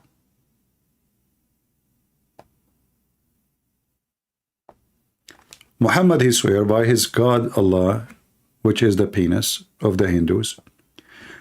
He swear saying, there is no one whom Allah will admit to paradise, but Allah will make him 72 wives, 2 from the Houris and 70 from the inheritance of the people of hell, all of whom will have a desirable front passages.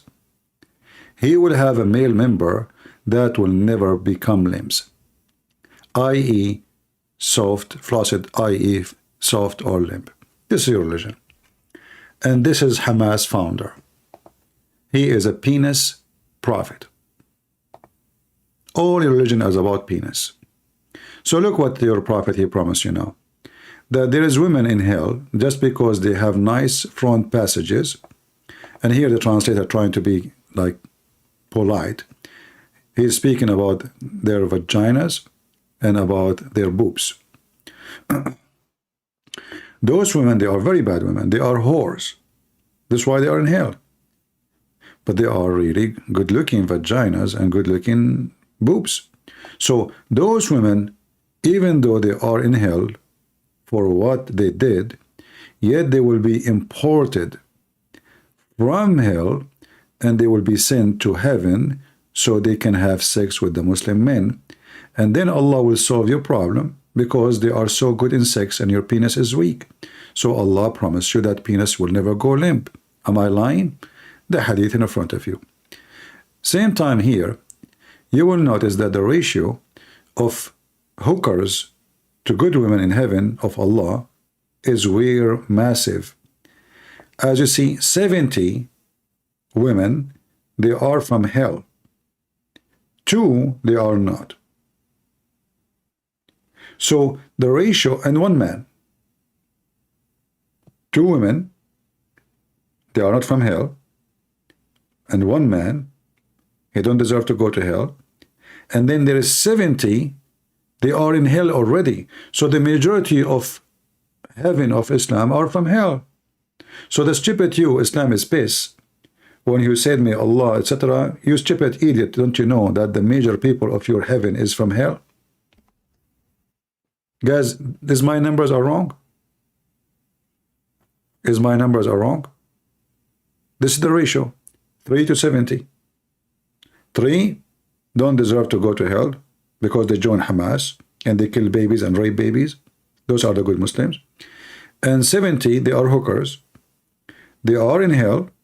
Allah will import them, not because they are smart, intelligent, decent. No. You see the description in front of you. Right? Do you know ex-Muslim Sahil? He is from India because many people are knowing reality of Islam. I think I saw he make cartoon, right?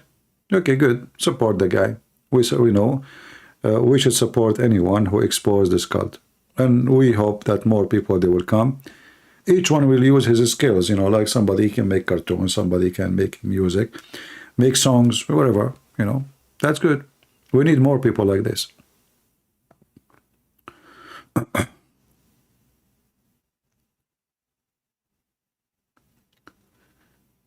All right.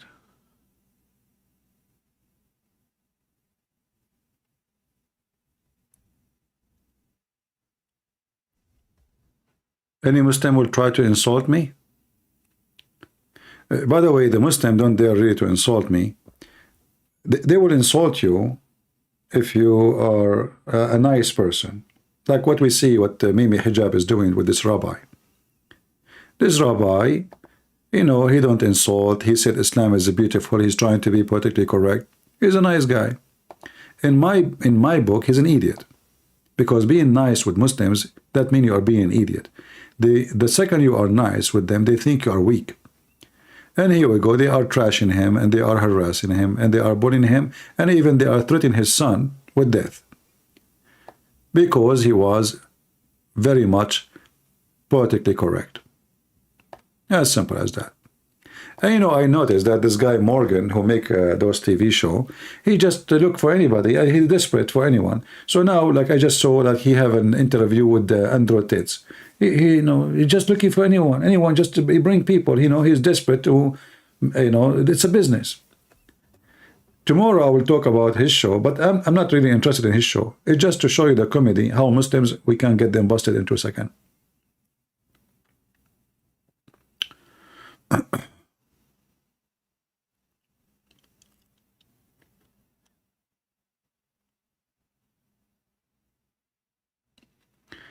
Aramaic Bible written that Jesus Christ is the living God.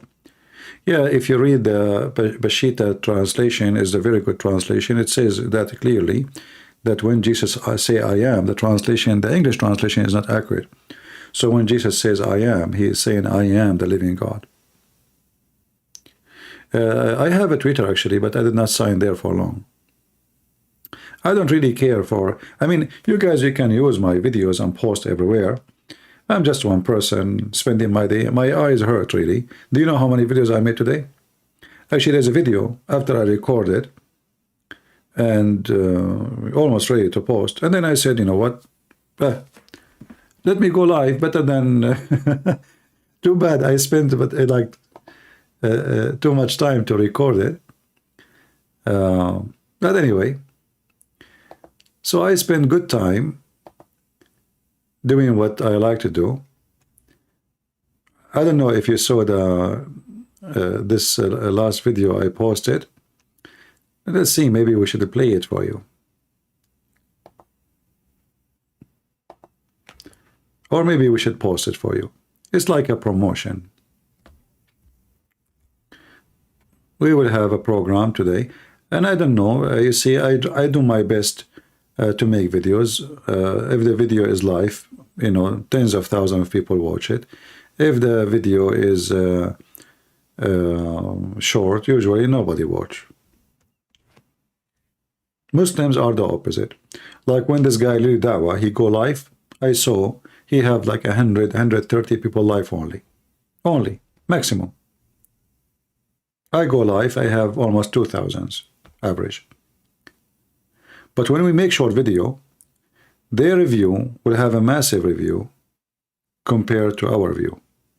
So there is something wrong, I don't know. People, they like to come here just to listen if I am live. The second we finish, bye-bye, they go. They disappear. And obviously they are not doing a good job, they don't share, they don't care. Many, maybe they are coming here just for entertainment, which is very normal.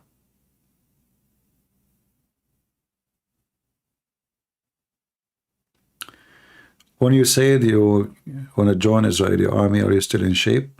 Thank the Lord, I am in very good shape. I don't have any problem as physical problem from being able to be a fighter.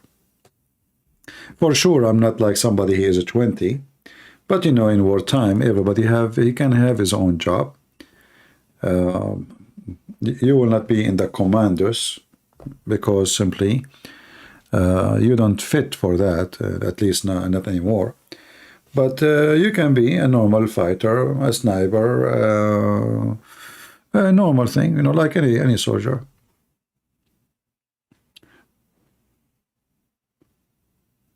You know, I have good training. I jump from airplanes many times. Like I did many airborne. I have many skills in fighting. And in war these days, you know, like, you know, like in old days, if you want to go in war, if you are a little bit old, you know, riding the horses is very tiring. you have maybe to run for long distance. The war in Gaza is just going from house to house. There's no long distance. I don't even move fast. I mean, you have, in order to clean a street, is going to take you maybe, you know, 1 day.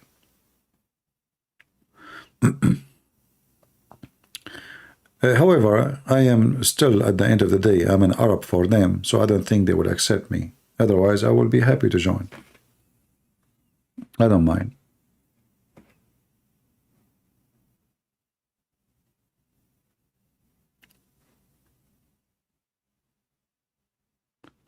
You know, in fact, when I joined the USA Army, there was guys who they are, you know, they look way more healthy. You know, I mean, they have big missiles. They have many, some of them, they are even giant. They are rejected. They did not even accept them. I was accepted so easy. So sometimes you might see somebody, he looks so healthy, he looks so, like, I mean, this is the guy you should be in the army. This is what you think. But when you go to the army, they don't accept him. There's a measurement for the body, the shoulders, the waist, your heart, your even your feet, you know, even if you have a flat feet. So there's million things can come in your way to be able to join the army. So those who they apparently, they look perfect to be in the army, they were rejected. Right?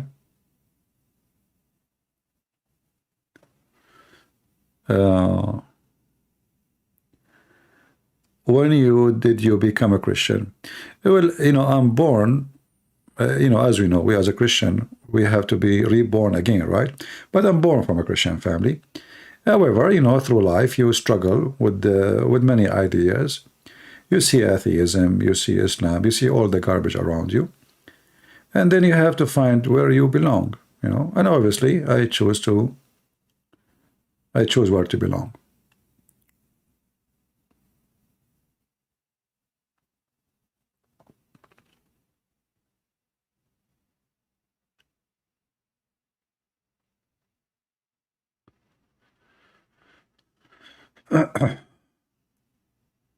All right.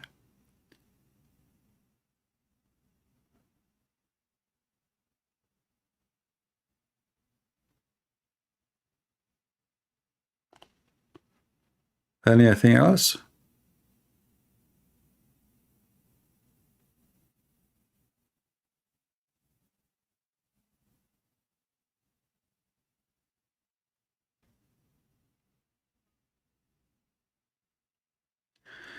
It is a brain 2 CP. I'm not sure what do you mean. Are you talking about the war, the military? Well, everything requires the brain. You know, if you don't have a brain, you will end in a very wrong place.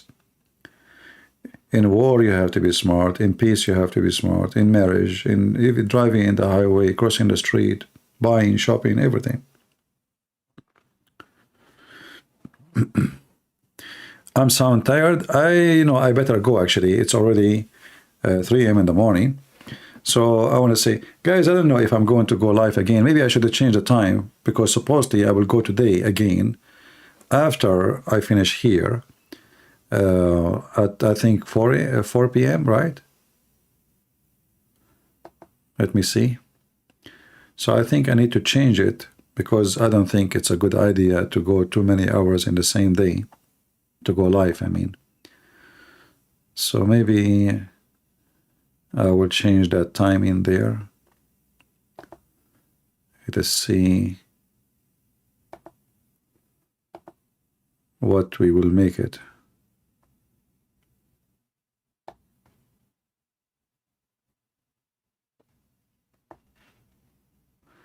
Yeah, I will change it after I finish, and I will see. Maybe I will make it the day after, or maybe at night, we will see.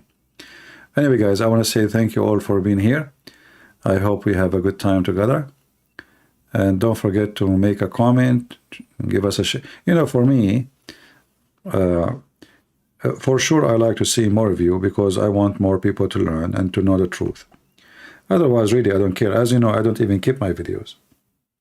Like, you know, some people, they keep my their videos so they can have like 1 million, 2 million views. I don't keep them, you know. I just, every few weeks, I just click, delete. Like 40 videos is gone in 1 minute. But for me, the important is to see that my work is being seen and people, they are learning. So you, one day, you speak to your children, you speak to your neighbors, you will have good material, because one day the Lord will take me and I'm not there. It's a fact. It's going to happen today, tomorrow. We do not know. It's better if we do share and download and repost, so the teaching will stay. One day you will need someone like me, and maybe you will not find. As you know, there's many Christians, maybe they teach, maybe they have good knowledge, but they are dividing the Christians, sadly. They are spending the time fighting between Catholic and Protestant, all the garbage you can imagine. Very sad. So there is a few people really, they try to unite the Christians, and I am one of them. Here we are a family. Sadly, in different places we are not.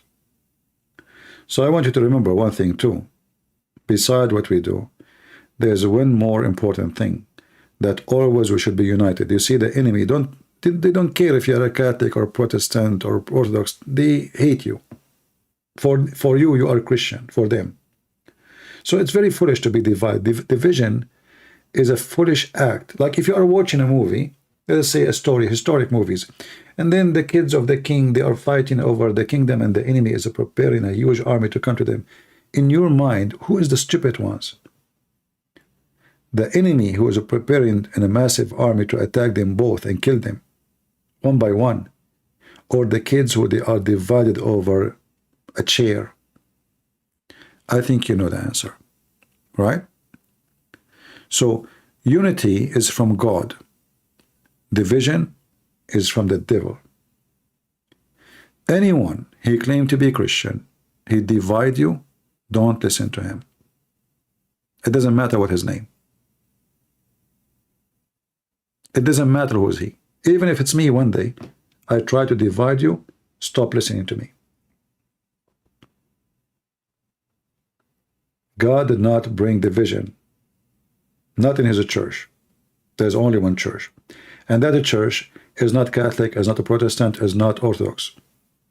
That church is the people who believe in Christ. It's not a bishop, it's not a Christian prince, it is not a church title, name, building. It is the believers. We are the church. And we do not need anyone between us and the Lord. I do not need a pope. I do not need a bishop. I do not need any Protestant, Catholic. I don't care. We do not need them. You do not need me. The Lord, he says, when you want to pray, you go to your closet. In your closet, there's nobody. There's no bishop. There's no pope. There's no Christian prince. There's nobody. What does that mean? That means when you want to speak to the Lord in Christianity, you have the authority to speak to your Maker immediately, directly. You do not need anyone.